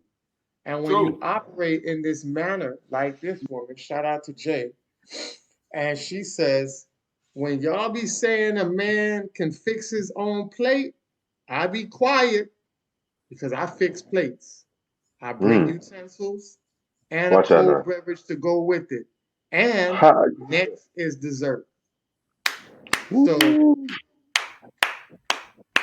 shout out to Jay for that because Right. she's letting you know, like, Mm. hey, y'all can say what y'all want and be out here, be tough if you want to, but I'm gonna Mm-hmm. do what I'm gonna do for my man. And I'm There it pretty is. sure a woman like Jay don't gotta ask her dude for $400. I could tell you that much. Mm-hmm. Yeah, how about I'm that? pretty sure. I'm pretty And if sure she she's a does, it's more, a crying shame. I'll just yeah. throw Mm-hmm. that in there. So, And something.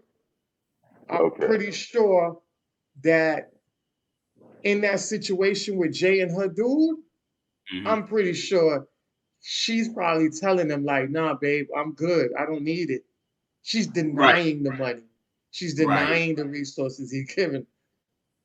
You know what I'm Mm-hmm. saying? Right. You Because a lot of always women, hear you yeah, always hear guys that say when mm-hmm. you ask for less, you get more. You True. even hear women say that. There's a lot True. of women that tell you that. They know the game. They know you ask for less, you get more.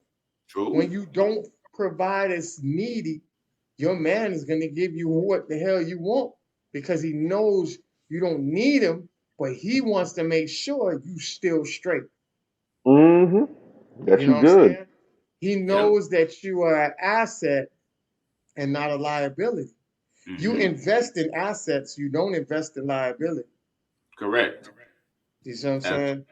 So that's something I wanted to bring up. And also, Mhm. you got another woman that's on this level now. Shout out to Dominique.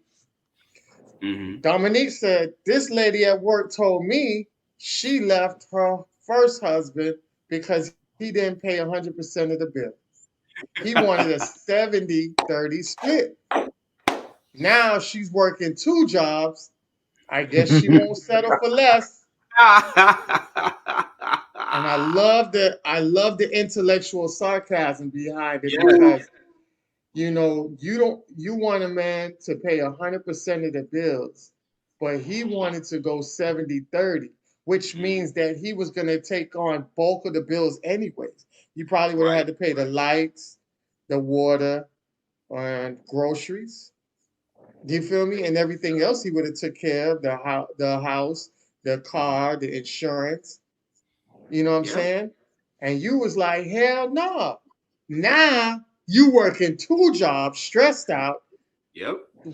Then you a little bit of time to rest. And God knows if you have any children, that's even worse. Mhm. But you want to prove to everybody in society that you won't settle for less. You want to run under Uh-huh. this black girl magic and this independent power, like Sierra talks about, the independent women, you know? Right. But And the you independent independent. women got you breaking your back two Mhm. jobs when all you could have did was just pay 30%. And Yeah. that ain't nothing. Some people Anybody are know too dumb to know 30% a ain't win when nothing. they see one. You Say did. that again? Some people are too dumb to know a win when they see one. at And all. Exactly. I I like have you a said very that. Hold yeah. that thought. I want to interject with that real quick to Okay. say, you remember there was a movie. What movie that was? Oh, the movie Why Did I Get Married? When brother Mm, was out there, my dude Michael J. White, right? And yeah. he was out there controlling his baby mom and his current girl. And he Yeah. was like, he was talking to his current girl, and he was like, you don't even know. You just so stupid. It was my money that got you the business that you got that's able for you to make money. I injured my leg through playing football. I guess he was a football player. And Yeah. I used the money to invest in you and this and that. And all you do is rag me left, right, this and that. And he said, sometimes you so too damn busy, y'all don't even know when y'all won. Mm-hmm. Real shit. Look, and I have a solution for those type of women. 3 words. Let them suffer. Listen, you gonna learn one way or the other. I listen. Remember back in the day, a couple years ago, rewind a couple years, we used to have like it was like every other day. This whole 50-50 argument was ridiculous. And Don't say I it too saw loud. I might turn up again. listen, I saw exactly what this sister saying in there, and I put up one post and I never talked about it again. Hmm. Okay, because I get it. Most men will do more, but even those that are not doing more, you went from paying 100% of your bills to paying 50% of your bills, and you're complaining about this. Yeah. You is one more fool. Your dumb ass don't deserve to win. You understand? Like, if you're that dumb, some people are so dumb, they don't understand when they're winning, just like the brother said. It totally goes over their head. And I mean, because they heard some other bird say it, here they are repeating it, and they're not really putting any critical thought into it. You understand? Because I know a brother, a brother, good brother of mine. He married a white girl. And black girls, and I'm not advocating that white girls are better than black girls, so please don't say none of that stupid shit. But he married a white girl, and because that's what they're gonna get out of this, right? He married a white Hmm. girl. It was They because, stop right there. oh man, that's it. Because black girls would just not ever give him the time of day. They thought he was corny. They thought he was a nerd. They used to pick on him, whatever. I actually witnessed this myself. This is not something he made up. Okay, he goes, he meets a white girl, whatever the case may be. And he didn't know, the circumstances or, the privileges that he would get from dealing with this white girl. Man, he got tight with this girl. Let's just put it like this. He got the hookup. You understand what I'm saying? Pops took him, put him up someplace, where he was able to, study or whatever the case may be, helped him pay for school. I mean, really hooked him up, gave him something to drive, all this type of stuff. You dig? And after all that, he came out, he's shining very much on top. And, they started living not together, but the way his hookup was so good. The pops found him a place he gave him a place to stay, basically. You know what I'm saying? While he was taking care of all of this, it never once occurred to her, and they talked about moving in, but never once occurred to this girl to, okay, are we going 50-50 or whatever? No, I got it. And since I got it, and I see that you're trying, I'm going to help you. Now that dude is making all kinds of money. And you know who he's with? That girl. You understand what I'm saying? Long story short, the brother was into the woman for who she was. You understand? Never mind how you feel about interracial relationships. He liked her. He was into her. She liked him. She was into him. And they helped each other. God damn it. This is the point. They helped each other. And now, okay, when he's in a position to win, who else you gonna reach back? Who else you gonna look out for but the person who helped you? Mm-hmm. Come on now. So my message is this. Let's stop focusing on dumb shit like 50. Okay, if it's 55-45, is that any better? What about 60-40? You want a guy is, can you hello? Yeah, Do y'all hear you're me? chopping up a little. Yeah, I can hear you now. Hello. Do y'all hear me? Yes, There you Okay, go. yes, You're yes. good, good. good. Yeah, sorry about that. Yeah. Hear me? It was chopping a little. It must be one of them birds that don't like what you gotta say. They trying to interfere with you with your greatness right now. And it's crazy. Can y'all hear me now? Yes, Here You hear me now. now? See if it holds. yes, Okay, good. yes. Able. Yeah. All right. Good. Long story short, we need to find ways to win with each other as Black people. Stop worrying about this petty nonsense and let's cut through some of the, dogma and whatever, you know, and just find a way to win together. It's very doable if the will is there. It's very doable if we put aside some of our childhood traumas or adulthood traumas and just genuinely take a decent look at this person and what their character is like and make a real determination on, hey, is this person worth investing my time in? And once you do that, you'll find ways to work with each other and work towards common goals and win. That's what we need to do. You know what I'm saying? Correct. That could have been a Black girl. You know what I'm saying, or whatever. And because Black women look at him now and they mad as hell. This is a very high six-figure dude, and you got his white woman, and they want to be mad. Unfortunately, a lot of times, we write people off, and I'm aware that guys do it sometimes too, not quite the same way, but men will write off good women as well. And so I don't want to leave that out, but we have to find a way to work together collectively and give. I would say, a lot of times we need to give a Black a little more leeway because we know a lot of the traumas that we experience. You know what I mean? So if this is a person and you can see in their heart of hearts they're doing their best, Give a black person a little more leeway. Actually, Jason Black, of all people, because people say he's so harsh or whatever. He's the one who said that. Give a black person, Yeah, a little more leeway and try to work with people because nobody's going to understand your trauma like they do. Nobody needs someone to understand your trauma, their trauma like they do.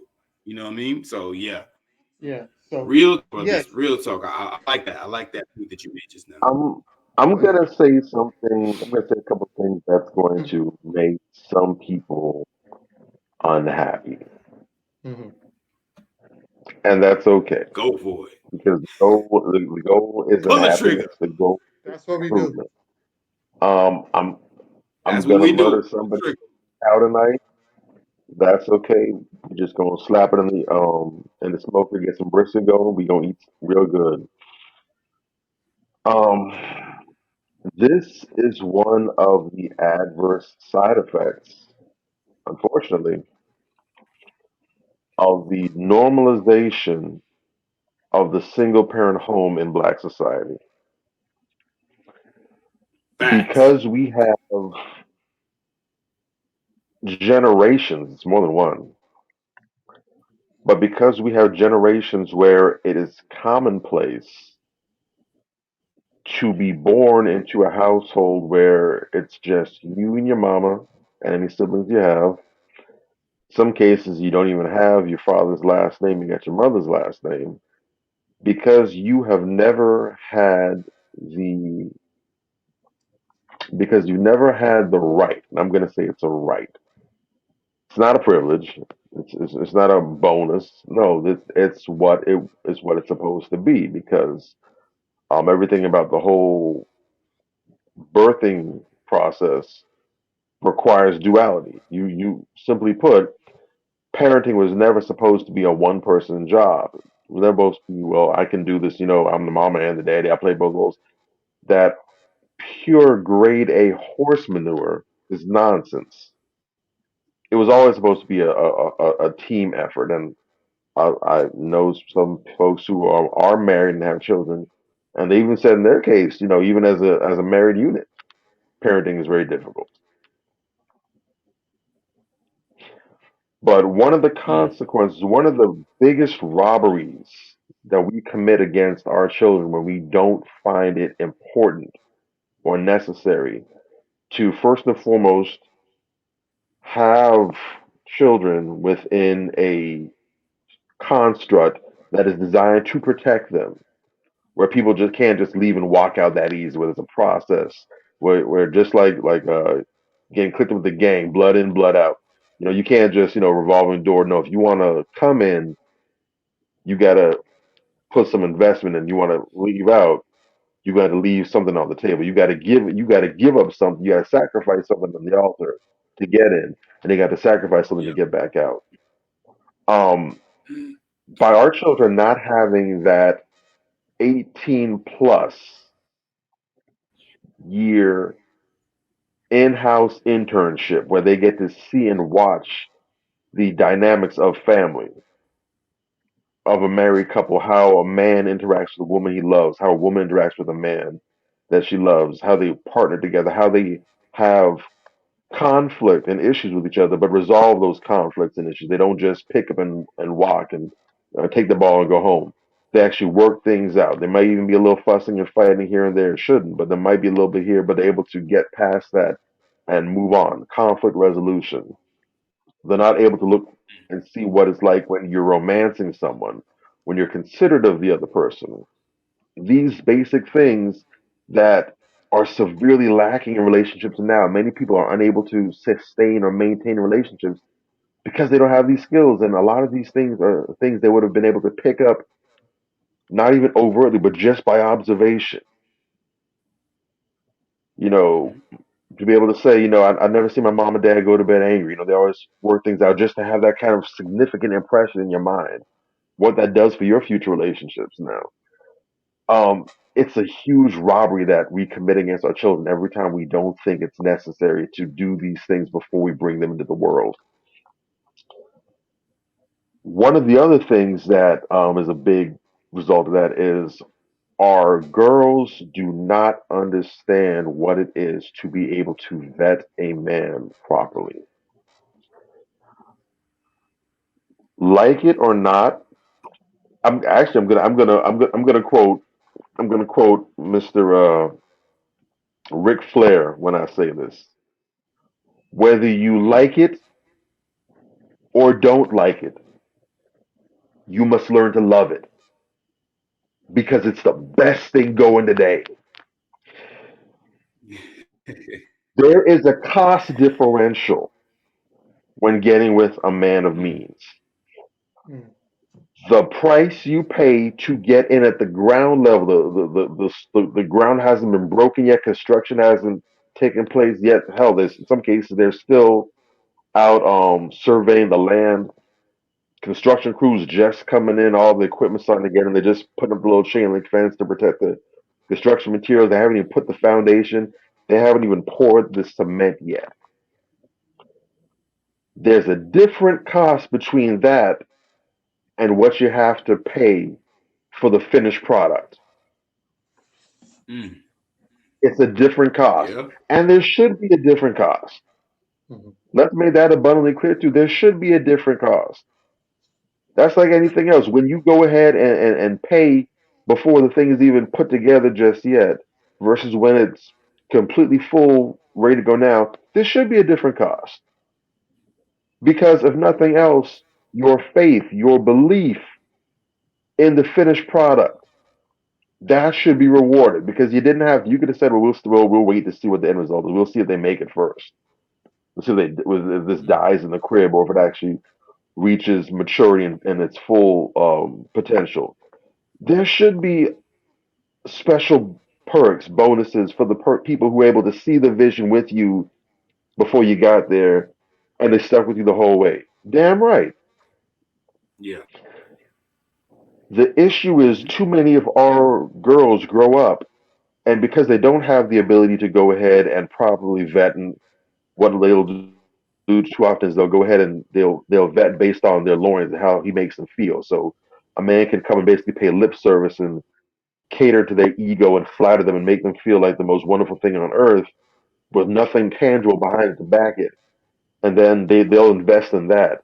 But when the brother with actual potential energy or kinetic energy, he's energy and motion, he's already working on it, he's getting there. He just could use a little belief, willpower behind him to get him over that hump.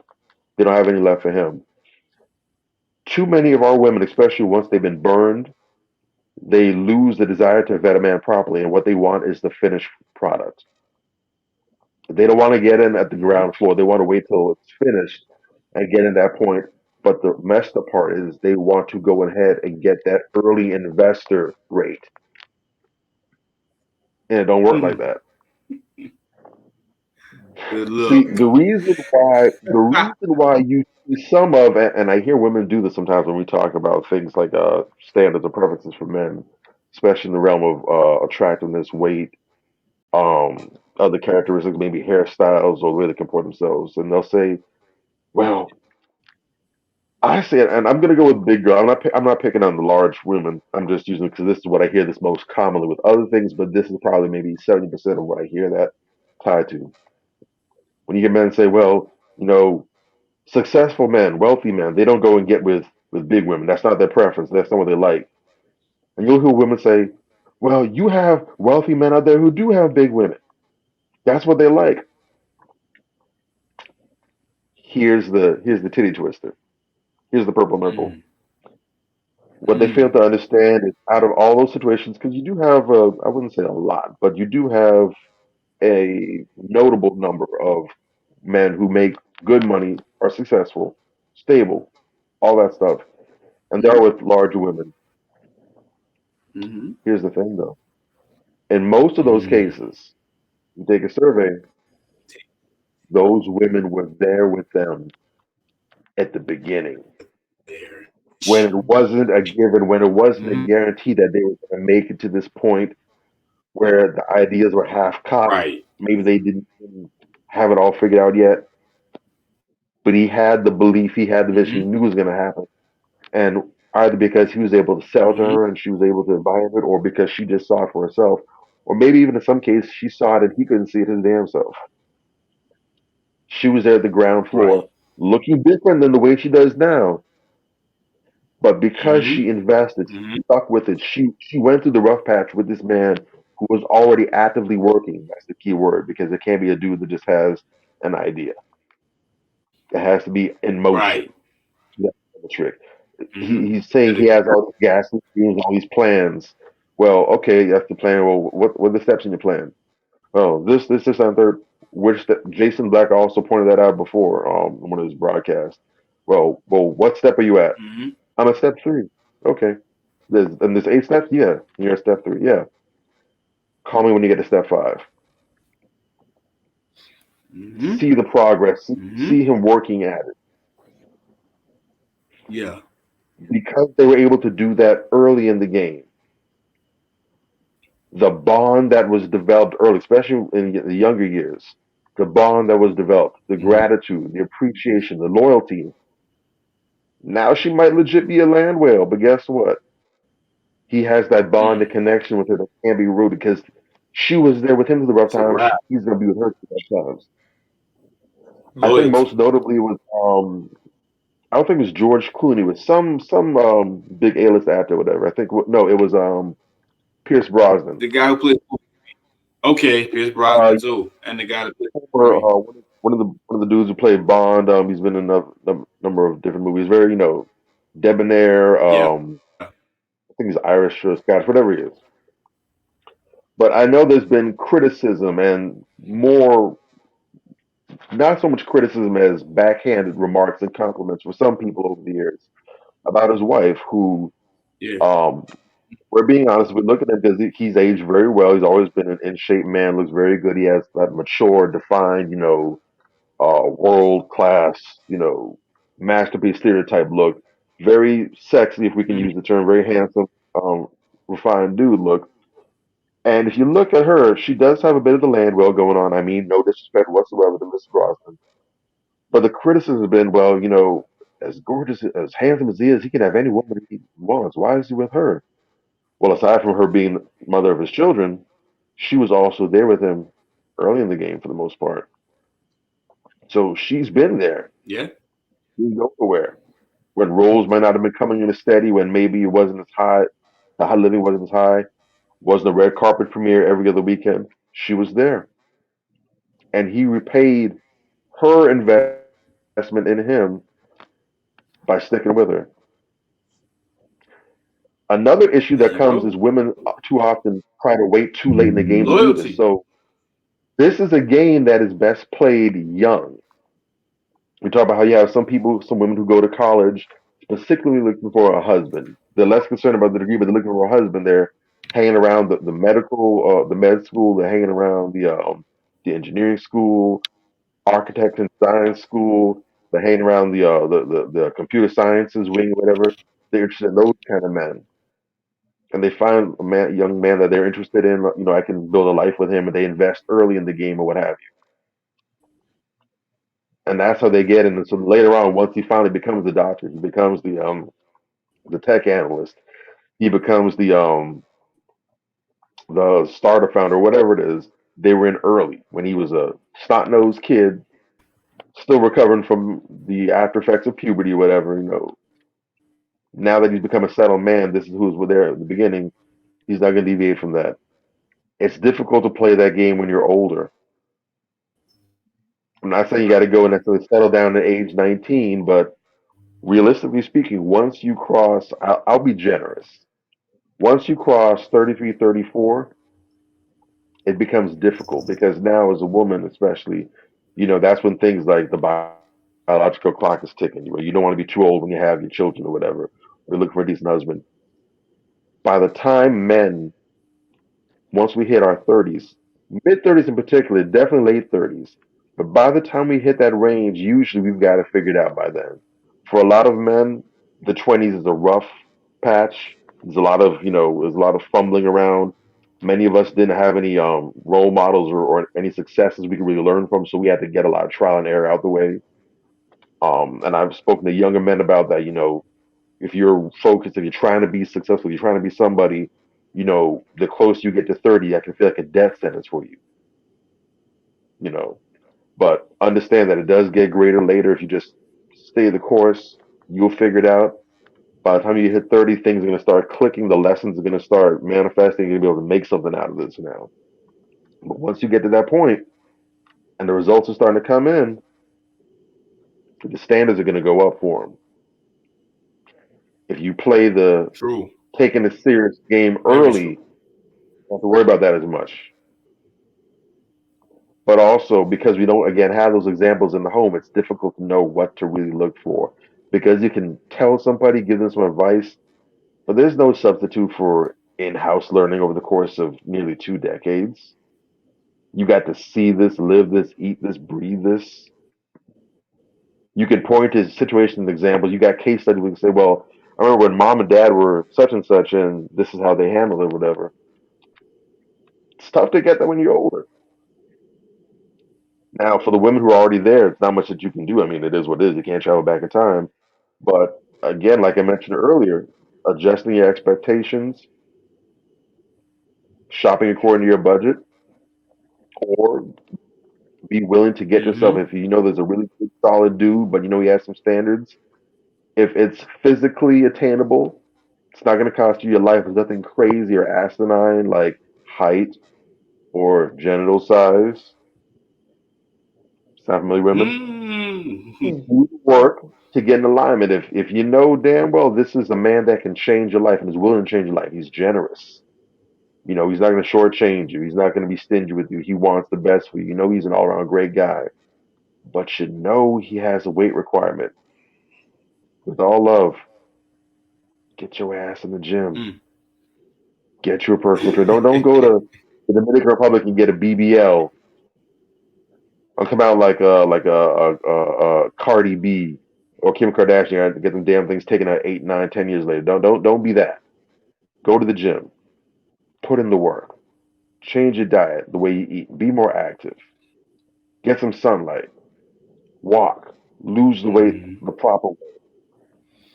And once you're in position, if ain't no one parked in that parking spot, go get in that damn parking spot. What you looking at me for? Now It that's is. an It ego killer. I is. understand that the idea of doing that just to get a man. I understand that's an ego bruiser. I know that's gonna hurt. I know you're not gonna necessarily want to tell your girlfriends about that. That's definitely gonna drop your social clout down some with the sisterhood. But who ends up winning when all they got is their cats and their house plants? They got a dog and they dying Well, alone. that's a red But flag. you made out like a bandit. Who walk? Yeah, all you had to sacrifice was your ego. They're sacrificing their happiness. What's the end result? Who actually won? We have to, men and women alike, but we're talking to the sister right now. A lot of us have to readjust in our minds what winning and victory looks like Hmm. because we have one idea of Mm-hmm. it, and True. that idea is really clashing with reality. A lot of us can be winning right now, but we can't do it because we think it looks like something else, but this is what it actually looks like. I'm gonna land right there. I'm gonna land right Yeah, there. That's enough jewels to digest. I'm gonna let that sit right there. yeah, Wanna- definitely. I That just was want to very add in right there. The latter part of yeah. what you was. I just want to add in real quick. The latter part of what you're saying. That's a red flag in and of itself. People who are just stubborn and unwilling to change. Um, it's an utterly ridiculous thing, and I see it in men, but it is rampant among women. This whole take me as I am, whatever. You get upset when you're asked There's a whole to make cottage industry changes. behind it. There's a whole cottage industry behind it, and it's like it's not helping you. It's clearly not helping you. The numbers say that it's not helping you, but you keep holding on to it because society blows smoke up your ass and tells you that you're perfect all the time. None of us are. You know what I mean? And unfortunately, you have one group here. The men are pretty much willing to look at their shortcomings, work towards improving them, and do it. But the women are very stubborn in this regard, and ladies, it'll do you a lot of good, to listen to what some brothers are saying and be willing to make some changes within yourself. It'll definitely help you catch a lot better. You know what I mean? You keep going out here, you do what you always did, you always want to get what you always got. You got to do something different. A lot of the time, it's you. To a lot of these single people out here, not even just the ladies, but just generally speaking, a lot of the time it's you, and you got to be willing to change things within you to get you to a better place.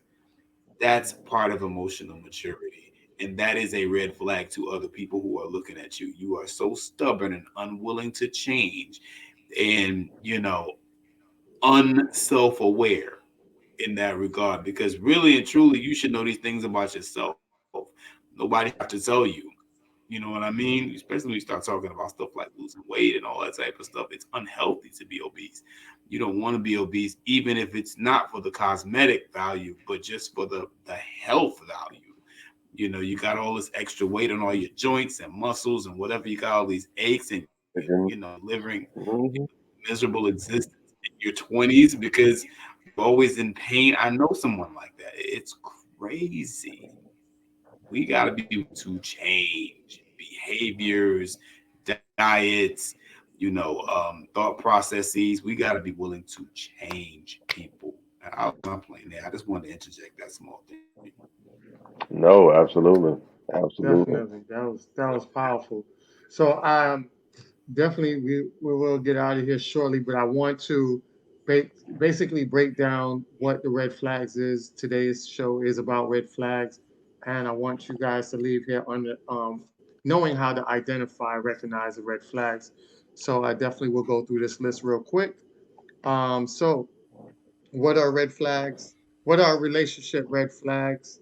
Throughout all contexts, the term red flags signifies a reason to stop. Red flags are thrown in sports when a game is halted because of a foul, and they are waved on race car tracks when conditions are too dangerous to continue down the road. Red light signals used to stop our vehicles on the road, and red tape cautions us from going beyond a certain point. In relationships, red flags are signals that the person probably can't have a healthy relationship or proceed down the road together where would be emotionally dangerous, as a psychologist just pointed out. We also red relationship red flags versus yellow flags. It is important to understand the difference between the red flag and the yellow flag. Ultimately, the red flags indicate a reason to cease or back away from a relationship, while yellow flags are less severe and instead caution us to slow down. Often, yellow flags vary according to your personal needs and wants in relationships, while red flag is more universal in nature. A yellow flag might include difficulty with emotional communication that a person is aware of or working on, as we talked about last week with emotional maturity. That's a yellow flag. 13 ways, 13 relationship red flags to be aware of. If your partner displays any of the following red flags, it's time to have a conversation with yourself or them about the future of your relationship. While other scenarios are different and there's always room for a nuisance, a red flag indicates a deep problem that the other person must address to have healthy relationship with you, themselves, and anyone. All right. So we're going to get into alcoholism and drug addiction. Drinking daily or drinking until inebriated a few times a week can be a red flag for a drinking problem. If alcohol and drugs are impacting your partner's life in a negative way, be it their work, health, relationship, that is a sign of addiction. Similarly, if your partner relies on substance to get through the day, week, or tough situation, then that indicative of addiction and signifies that they haven't yet figured out how to cope without altering their mind state. All right. So, violent displays, someone who demonstrates violence towards you, loved ones, strangers, and even animals is a serious red flag. It indicates they haven't developed a healthy way to properly channel their emotions. In some cases, it could also indicate the lack of empathy for others. If you do have a domestic violence situation, don't be scared to reach out to the domestic hotline that you see there, the toll free number 1-800-799-7233, and it's all confidential. So anybody out there dealing with that, we don't take that very lightly. We take that very serious. So there is the number. You can always rewind back at that program and get the number if you're in that situation. Please get out of that situation before your loved ones have to bury you. Mismatch relationship goals. Um, if your relationship goals are at odds, this could be a sign that it's time to walk away. While this is less of a red flag in a sense, it's personal issue to work on, and it is a red flag for future of your relationship. And I always tell people that when you get with people, make sure you have like goals, like mind, like interests, and that's why, because of that same reason right there, because mismatch would definitely be a real red flag because you guys will be bumping heads later on down the road. Persistent jealousy and distrust. Another common red flag is jealousy and distrust. Often the red flag of a very insecure partner looks like attentiveness at the start of a relationship, but there's an underlying control problem beneath all the attention. Later in the relationship, it's easier to look back and reinterpret that constant attention or overboard generosity as a desperate insecurity. All right. The history of infidelity. Relationships require trust to succeed. To succeed. If your partner has a history of infidelity, it's important to proceed with caution. Even if your partner has demonstrated changes, you must ask yourself if you feel comfortable enough pursuing a relationship, knowing that they have a history of cheating. Some people may not be bothered by this, but if you are, then recognize this factor will affect your ability to trust your partner completely. Um, then we have controlling nature. A partner who is controlling in any way likely has deep personal issues that they must work on. Rethink your relationship if your partner tries to control you, who you see, who you talk to, where to go, how you spend your money, how you do online, how your body looks, how you eat, or even what you wear. The excessiveness is a controlling factor, which leads to narcissism, which is a red flag. Stories of crazy exes. I always tell people about this. Oh gosh, so many times I tell women all the time, don't tell no new dude about what you went through. I'm sorry, some things you just gotta hold to yourself because Mm, when women tell me that they've been through multiple guys treating them like stuff, it gotta make me wonder why are they treating you like this? And I tell them Mm, all the time, if you tell that to the wrong guy, he's gonna look at it like I'm not gonna treat you special if everybody else is treating right? you like trash. So this is a definite red flag. Talking mhm. about old flames is common, especially when you're first starting to date someone new. Do pay attention to the language of your partner uses when discussing those they have dated in the past. That sort of perspective deflects any responsibility and demonstrates the lack of respect for the people they once cared for.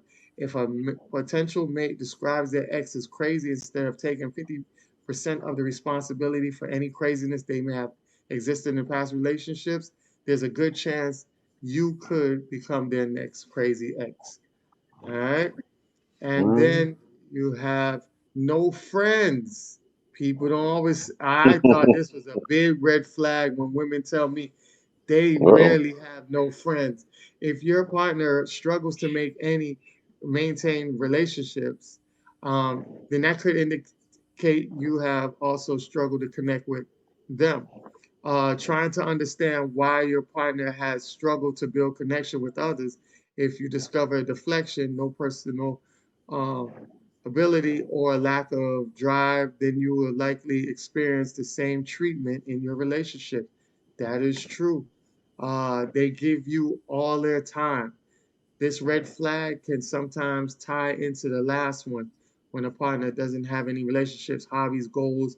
That is a recipe for unhealthy, unfulfilling relationship.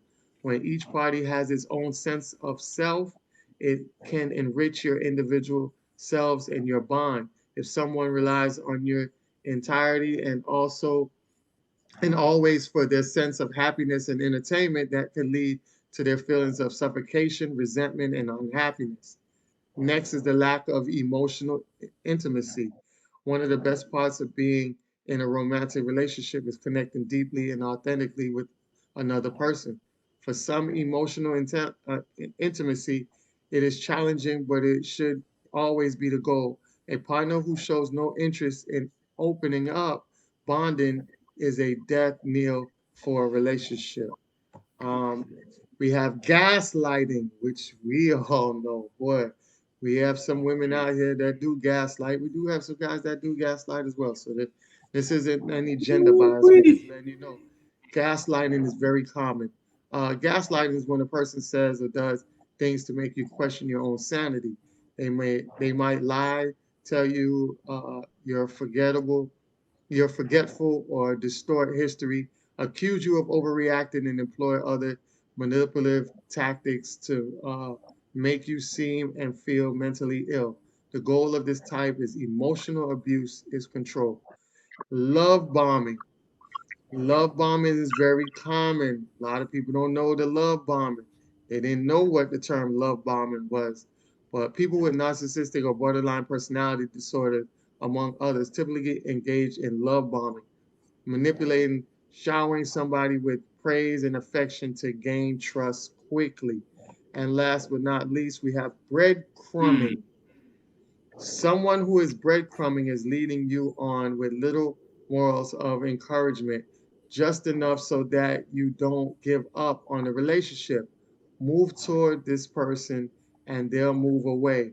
But if you withdraw, the person will ramp up with their breadcrumbing again. Where a breadcrumber doesn't like or intend to commit. And that is the 13 different red flags that are out there, and you guys need to pay attention. Definitely something so important to understand. And I want to play this video real quick because this video shows that a lot of you women think that you are the problem a lot of times is the men, and you're not really dialing down into it. But you'll see in this video that women, when they put themselves in a man's shoe, they start to realize the things that they do to men. And I think this is such a powerful video. So pay attention. Ed also went on about 30 dates. Did you have any fun? Rarely. It was just an pretty ordeal. Unpleasant. Yeah. She says the pressure of Ned having to prove himself was grueling. Nora was surprised that many women had no interest in a soft, vulnerable man. My prejudice was that the ideal man is a woman in a man's body. And I learned, no, that's really not. There's no attractive nice guys. It's not because I like the bad boys or whatever. I like nice guys. But, like, there's no attractive nice guys. Do you think women understand what it's like to be a man? Not at all. No clue. No idea. That it took a trip into manhood to help her appreciate her own femininity. I really like being a woman. Did you like being a woman before, Ned? I did, but I like it more now because I think it's more of a privilege. I said to her, this is going to be revolutionary because it's been looked at as though men were the perpetrators and women were the victims. Ultimately, Ned told most of his dates that he was Nora. Barbara seemed more open and friendly, and in the end actually apologized for how she had treated Ned. Sorry for being bitchy. Please. But after 18 months of deception, she was unraveling. Her checked into a hospital with severe depression. Her views about men have changed forever. Men are suffering. They have different problems than women have, but they don't have it better. Yeah, that was a powerful video, man. Definitely a powerful video. So you guys, I just relayed a lot to you. You guys could summarize it up before we get into the queen check. What you guys heard. You guys I mean, that was I mean,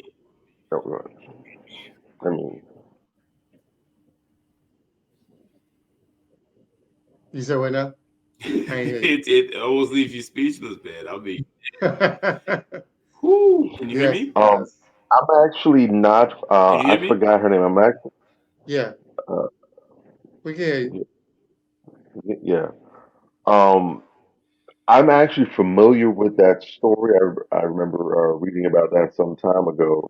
It's my first time actually seen a picture of her before, but Yeah. I wasn't aware that there's any video footage of her talking about that out there. So it's very interesting to hear this version of the interview and actually talking about her results and everything else. Um, she actually is no longer with us. I believe she actually committed suicide. Don't know how long. I believe it was pre-pandemic. So I don't think the pandemic wasn't a result of it or didn't accelerate anything. But I believe she did commit suicide. Oh wow. The demons that she picked up from finding that she ended up succumbing to. And after that, she also got involved in a couple other experiments testing different social things. Although I don't think anything as deep as this, but yeah, so it really did change her life. Um, it really did open her eyes. The only thing comparable that I am aware of, both in terms of experimentation and results, is that of John Howard Griffin, who was a white journalist back in the 50s and 60s. And he was also known as the author of the book Black Like Me, which is a very good book. I advise anyone to read it if they haven't read it. That's very interesting. He's a journalist, and he went undercover to investigate what life was like for black people in the South. I think he's from up north. I don't think New York, it might have been Michigan, but he's from up north, and he decided, well, I want to see what it's like to be a black man. So, with the whole experiment, shaved his head bald. They used I believe they used shoe polish in this, but they used like some kind of dark or something to kind of get pigmentation on him, what have you. Um, he spent some time, listening to black people talk, trying to pick up the mannerisms, whatever. And he basically did the same thing she did. He went and actually lived and worked among them. He got a job. He worked alongside other black men, whatever. And similar to her, I think the experiment was supposed to be for about 2 years, 2 or 3 years. Um, 18 months in, man's tapped out. He couldn't take it. He said he was so overwhelmed by the indifference and inhumanity that black people, black men in particular, that's what his experience was. But black people had to put up with that he never would have even imagined going through as a white person. And similarly, he checked out. The first thing he did is he went and took himself to a loony hospital. Had to go and get himself sorted out for a little bit because he couldn't cope with what he went through. And I only brought it up just to illustrate to compare the two situations. The one I mentioned took place in the '60s. This took place recently in the 2000s. And so 40-year difference, and we see that for two completely different people, two different walks of life, the experience of racism that black people experience in was at least somewhat comparable to what it's like being a man and dealing with the world, especially when you're coming from the perspective of how women tend to see the male experience. I just thought it was fascinating. Hmm. Um, but yeah, you think you know, but you have no idea. And I like how she made sure to frame that problem. I thought it was a very fair and balanced response. How she said, men do struggle, men do have difficulties, but she didn't. And I don't want anyone listening to miss this gem because it's important. She didn't try to elevate men's pain over women's pain, and she didn't try to diminish it and say, well, women still have it worse than men. She said men and women have different struggles, different pains, but they're on the same spectrum. The women don't have it better, the men don't have it better. They're both having issues, and both deserve equal consideration. Hmm. That's the fairness right there. That's the justice right there. Hmm. It's hard being a man. Hmm. It's hard being a woman. Yeah. I wouldn't necessarily switch genders. I don't think that the women have it easier than me. I'd like to go ahead and take some of the burden off my shoulders. No. I would not want to deal with what a woman has to deal with. Mm, But at the same time, I have the burdens that I've been dealing with, and I'll continue to deal with what I know to deal with. That doesn't make it gotcha. any less than what women go through, but it's just a respect. I understand this is my burden. I'm gonna deal with it, but I recognize I'm going through it, and Mm, I also understand women are going through it. It doesn't have to be a pissing contest. It doesn't have to be a pain Olympics. Yeah, we're both going through it. That's something that should serve to bring us tighter together in cohesion and unity and getting on the same page and getting on code. It shouldn't be something, well, we have it worse. You all do this. Well, you all do this. It's not what it's for. You're using it wrong. It could be a tool and not a weapon, depending on how you want to go about doing it. Use it mm, constructively. Use it as a tool and get some stuff happen. Make some stuff shake. definitely.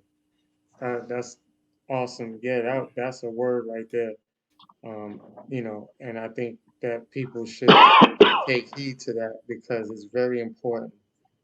Very, very important. Major, I know you want to wrap that up and send us home with this because I know it's definitely something that I see the you know. coffee pot brewing.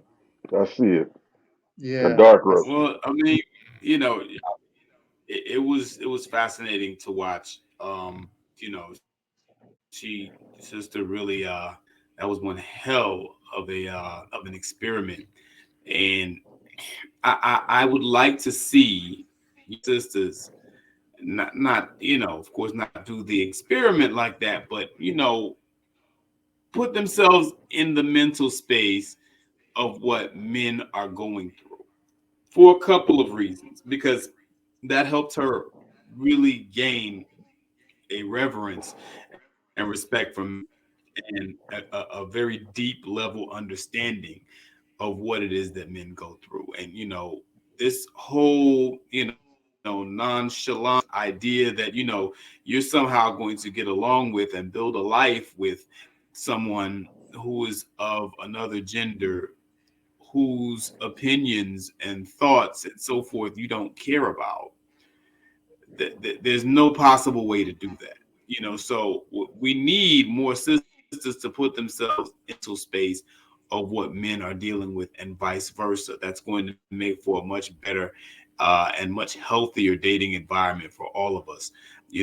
Very powerful what that lady did. It's unfortunate how it ended, but we have to learn from other people's experience. If it ended that drastically for her, what Bobby said, she committed suicide. I mean, that must have been something. The imagine, the level, that she must have felt, these different types of energy, as being a man and looking at being a man from the perspective of a woman, because women have that deep level empathy. You understand? And I think that, women, generally speaking, if you can apply that type of deep level empathy to your interactions with men, and show that you have that deep level empathy with men, then your interactions are going to be much more powerful, much more positive. You're going to understand each other better, and you're going to be, sorry, yeah, sorry. Yeah, you're going to understand each other better, and you're going to become one. You know what I mean? We're too much apart. We don't make the efforts to get into each other's world and really understand each other on a deep level. Okay, so if we can master doing that, I think we'll come a very long way, and we'll make a lot of progress. Right now, we're so broken. It's like we're not even making that effort on either side. A lot of us. I mean, but I think that a woman's empathy can go a long way in that capacity. And it can soften men and on a level that nothing else can. So whereas we can't do the exact same experiment, we I think can put each other in those spaces so that we gain better understanding and we have better outcomes. Because right now, I'm telling you, the Black family is broken, unfortunately. And we have a lot of work to do as far as repairing and getting back to where we're having those relationships and those involvements that are going to be productive and are going to get us, ultimately to the place where we're on code and we're building. So yeah, that was an extraordinarily powerful story, and RIP to that lady. But let's use that example and really put some skin in the game and make something of it. Instead of it just being another story. That was powerful. That was really really serious. Oh yeah, definitely. Very powerful story. And I'm Hmm. glad that it was a woman that disguised herself as a man, so that way it was no biasness in it. It was just straight from the heart. And I like one thing that I Yeah. really like. She said in there, before I get to the crown check, is that she says, "I appreciate my femininity more. It's a privilege." Mhm. Mm. And I thought That that was was very strong. powerful, because when you bask in your femininity, it's very powerful. And for you to think that you can operate in a masculine place as a woman, she starts to see like this ain't it. This ain't it for me. Hmm. I'm going back to my femininity. I'm embracing it. And in that moment, she has deep empathy for what men go through, and has her whole outlook Right. just turned all the way around. So I like the fact that it's visual. You get to see it, you get to hear it, and the passion behind how she said it, the tone in how she said it, made it seem like she didn't have to say like, "Yo, this is a serious issue." You could tell by the tone, and Mhm. then to go into it was so depressing that you had to go into rehab. You know what I'm saying? To get that Heavy. type of rehabilitation back from doing an experiment as a man. This goes to show you why men are at a suicide rate of 3 times higher than everybody else. So very Hmm. powerful. I love the show we have tonight, man. It was a great show tonight. I hope everybody enjoyed it. And our queen check of the night, before we get out of here, the queen check of the night. Uh, this was something that the fellas wanted to bring up for the queen check tonight. And it's two queens we about to bring up. And we got Angela Yo, Reese Mhm. and yo, Flajane Johnson. So yo, yo, definitely yo. we had Flajane. I had shared a couple of her videos. She is a I love product it. of a rapper, a daughter. The rapper, her father passed away. Camouflage. Rest in peace, And camouflage. his camouflage, right? Yeah, His name was yeah. Camouflage, right? Yeah. And he was Camouflage. Hmm. Yeah, and he was a super dope rapper. He was very energetic, and you could tell that they both had that energy. She's just like her father, and I liked him. He was, he had that song. Let's do. I forgot the name of it, but it was a dope song. I used to play it in my car all the time.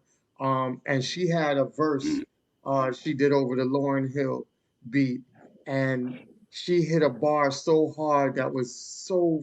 It was a phenomenal bar that just let me know how much creative lyricism she got from her father. And the bar was saying, um, "My mother was pregnant, and you killed my dad in broad daylight. How am I supposed to feel?" She says, "You took my grandma's only son, only child. Now how is she supposed to heal?"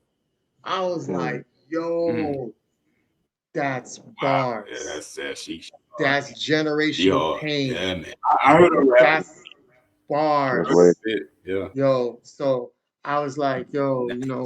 fellas was like, yo, we gotta do put them out as queen check for tonight. So we brought them here as queen check for Mm-hmm. tonight. Angela Flagene is a very talented person. This is her first year on the team and won a state championship with the LSU uh, Tigers women rap national Mhm. championship. Go Tigers. Um, she's done her thing. She's always going to be in the limelight. But Angel Reese is such a phenomenal woman. She's averaging double doubles throughout the whole playoffs. They don't really mention that because they had Kathleen Clark, who everybody was going crazy over this young white woman that can shoot. She can definitely play, and she really took the limelight. So when these girls end up, bringing her role to a close, it was then the whole world got upset because these girls were trash talking when Kathleen was caught trash talking throughout the whole playoffs to everybody. So it was that, she Yeah. could do it, but when we do it, it's a problem. So that was the whole narrative of throughout the whole thing. And the reason why I wanted to highlight Angel Reese so much is because of this. She had wrote this on her tweet, a joke. And this was because Angela Reese, as the LSU Tigers, anybody knows when you win a championship, you get invited to the White House.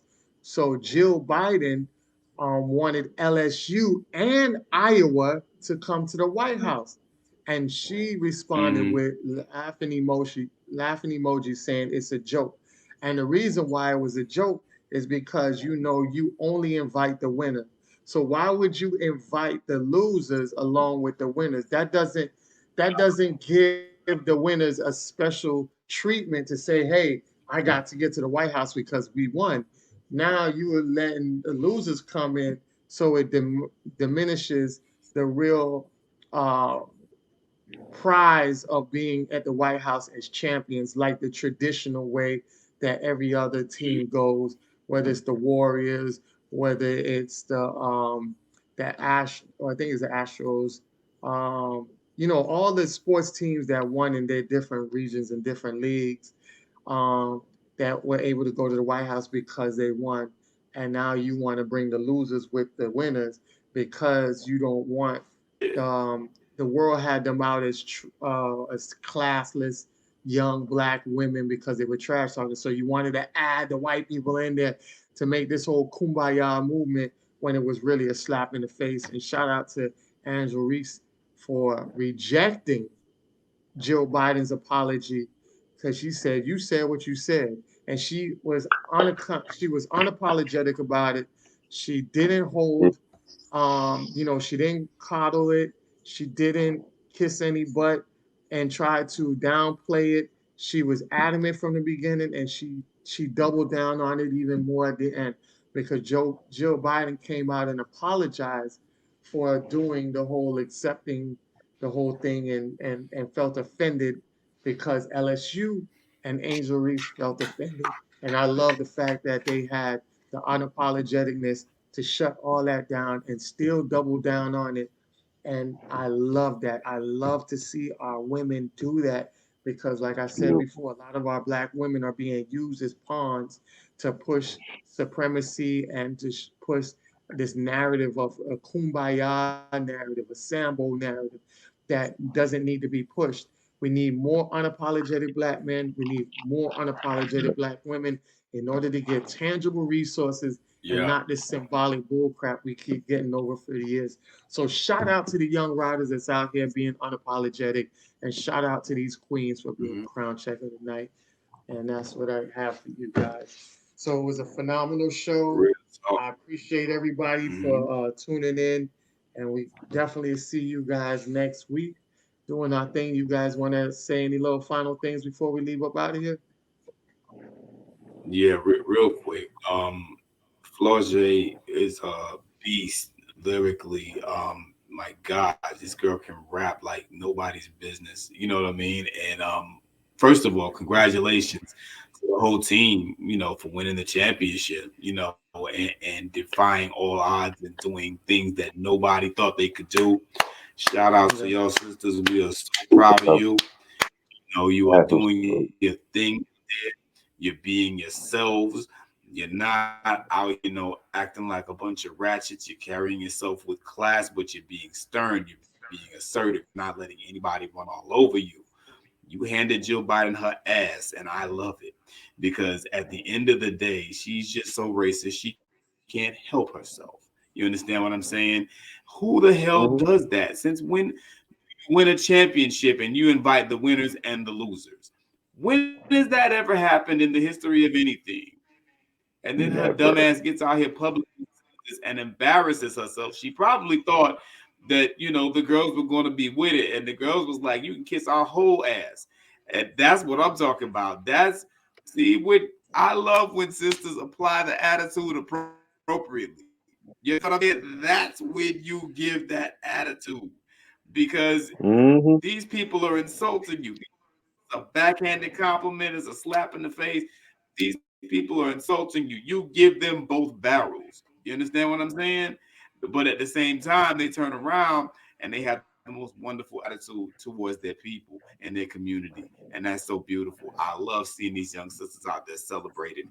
And my God, Yeah. I didn't see the game. I didn't find out what the hell was going on until the next day. One of my partners inboxed me, man, I am so ashamed of some of these guys out here. They out here caping, for this Caitlyn girl, when the black girl, was taunting her the same way that she taunted them throughout the whole playoffs. And I was like, what? Huh? I didn't know nothing about any of this. And but everybody was inboxing me and everybody was posting about it. I'm like, okay, well, let me check these sisters out. Oh my sweet baby Jesus, these girls was balling, bro. My God, I'm just talking like there was the one girl, Carson. I mean, I was just watching. She looked like Steph Curry out there. She couldn't miss, dude. And then all the other girls. Angel Reese is just a monster, so black, so unapologetic, so B1. Yo, I get excited when I see young sisters like that. That's the future right there. That's the future. And I want to see them Yes. keep that same energy, and still be feminine at the same time. It can be done. You understand what I'm saying? It Hmm. was beautiful to watch. Shout out to them. They're all champions. They're beasts in their own right. I want to see them get 10 more. That's what it is. Definitely. I'll land my plane there. Definitely. Kudos to them. What I love the most about those two sisters, God bless them and their careers and their families, is that the championship is wonderful. The championship is great. That's amazing. It's wonderful. And I love that they're young enough where they're in a place where they can make a run for it again and see if they can go ahead and get that lightning to strike twice, multiple times. I love that for them. It's wonderful. But even more than that, I love the journeys that they both went through in their lives in different ways to get to where they are. Of course, the more tragic situation was Flage. Father was gunned down right outside the studio he's recording at. Um, she hadn't even been born yet. She never got to even meet her father. She was still in the womb when he died, so she was born fatherless. Um, but I love and big kudos because that doesn't happen by accident. Big props to her mother and to the family for making sure that even though he was no longer there physically, that a relationship was fostered between her and her father, nevertheless, where she felt so closely to him. She definitely a daddy's girl to the core. She wears her father proudly on her sleeve. So I know that she probably spent a lot of time probably listening to his music and just hearing stories about who he was, what he was like. And I love that it's resulted in developing a young lady with such character, such poise, um, and such grace, such a strong spirit. Um, Clearly inherited her father's lyrical talents. I think she probably got heavy into that also because it let her feel closer to him as well. Before she even got deep into this college basketball thing, she also has the distinction of being the first rapper to ever win America's Got Talent. So Mm. before she even stepped on the NCAA court, she was already accomplished. She was already doing big things and making waves. And I vaguely remember when that happened too. It's a really big deal. Mm. I think she's also on that Netflix show, The Rap Game, or something also as well. Yeah, this so So so this deaf. yeah Yeah. yeah yeah yeah. So this is a young woman who is clearly focused. She's driven. She's about her business. Whatever it is, clearly, to be able to make accomplishments like that in music and then to do it on the court in athletics. This is clearly a woman who's goal oriented. She's driven. She's determined. She's focused, and it's almost a given. If she puts a hand to it, she gonna make something shake. And I love that she's doing all this. I know that her father couldn't possibly be any prouder of her than he would be if he was here. I know she's definitely got her doing a wonderful job for her family as well. I also heard that apparently she's doing a track also with Lil Wayne as well. So I just love that she's really popping. I love it. And Angel Reese, she had an issue at the beginning of her season where she actually suffered, I believe, with a foot fracture. She was originally Yeah. playing for Maryland. She's a Maryland. Maryland girl, and she suffered a foot Mm. fracture. Um, I mean, I think it goes without saying, you're an athlete, specifically a basketball player. Your game is your feet. I mean, that's Mm. wheels right there. So just to be able to recover Yeah. from that injured bone is significant. And when she was at Maryland, she was kind of fumbling around. She hadn't really picked it back up yet. She was kind of in a rut, and she made the decision to go ahead and transfer. And she had a few schools approaching her, talking to her, interested in picking her up. She decided to go with LSU. And as they say, the rest is history. Coming back from all that uncertainty Mhm. to ball her rear end off the way she did. And then furthermore, again, Beast. you see the character. I can't help notice that, and maybe it's just the two of them, but there's some strong character on that team. Mm. You see her, Dr. Jill Biden. I'm using that term with a lot of smug smarminess in it. Decided that she was going to go ahead and let her white supremacist flag Mhm. fly. And God bless Angel, she showed more Mhm. heart than a lot of grown adult dudes in the Mm. professional realm. She showed more heart than a lot of them Real was letting me talk. know, nah. First off, this is a whole entire joke. You funny, kiki, ha ha ha. Dismiss it. Then Mm. when Dr. Jill came back, Yeah. oh, I'm sorry. I didn't mean it like that. Now please accept my sincerest apologies. She let me know, lady, you said what you said. Mm. That's the square you want to stand on. You gonna Uh-huh. stand on your square. You ain't gonna do the backpedaling Ass now. No, no, no. up and This bicycle only goes one direction forward. You said what you said, and she held her on that. Again, that's that character. love. You know, Mhm. shout out to And if not if craving those two ladies sense. not thirsty for recognition or to get props or eager to be some photo op. Nah,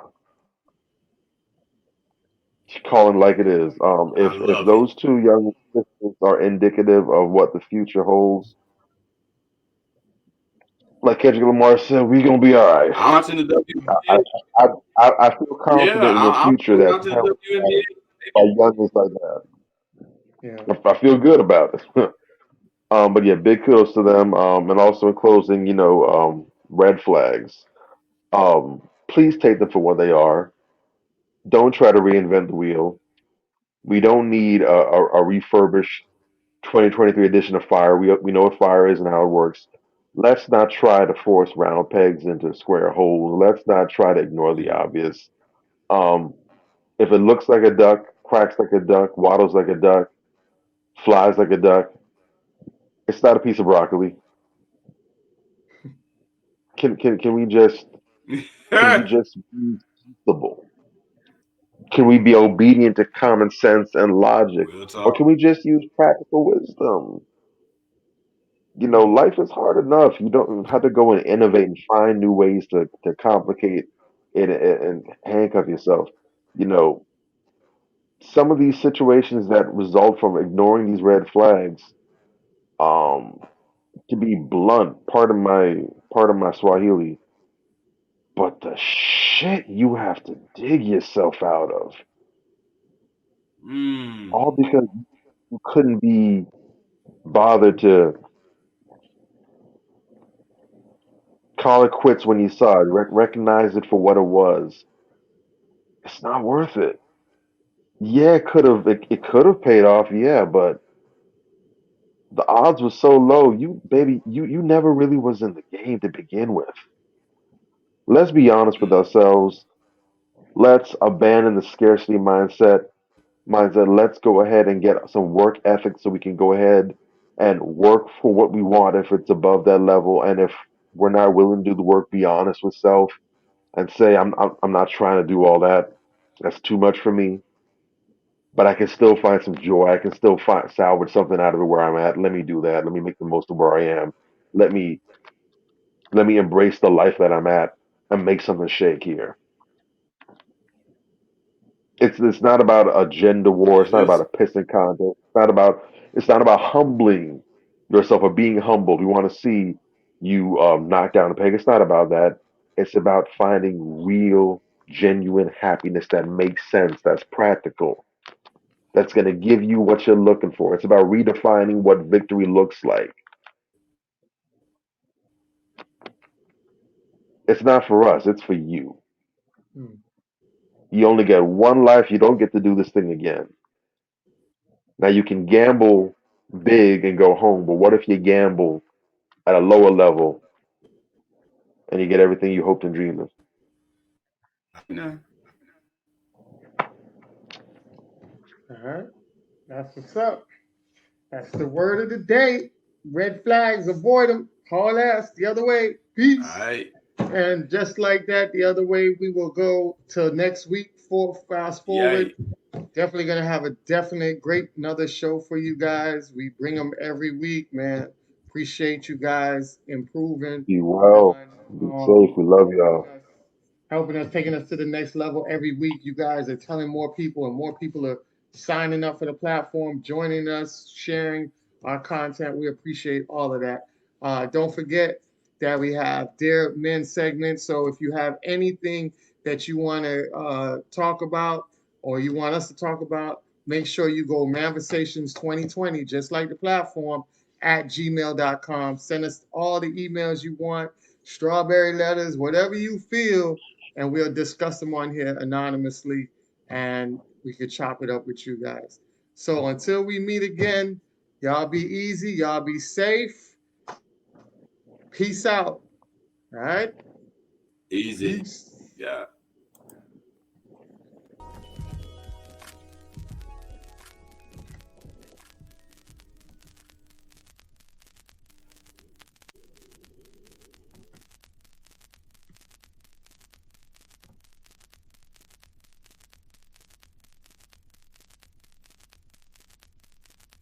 On the album, we do things like songs that are a little, what we call sexy.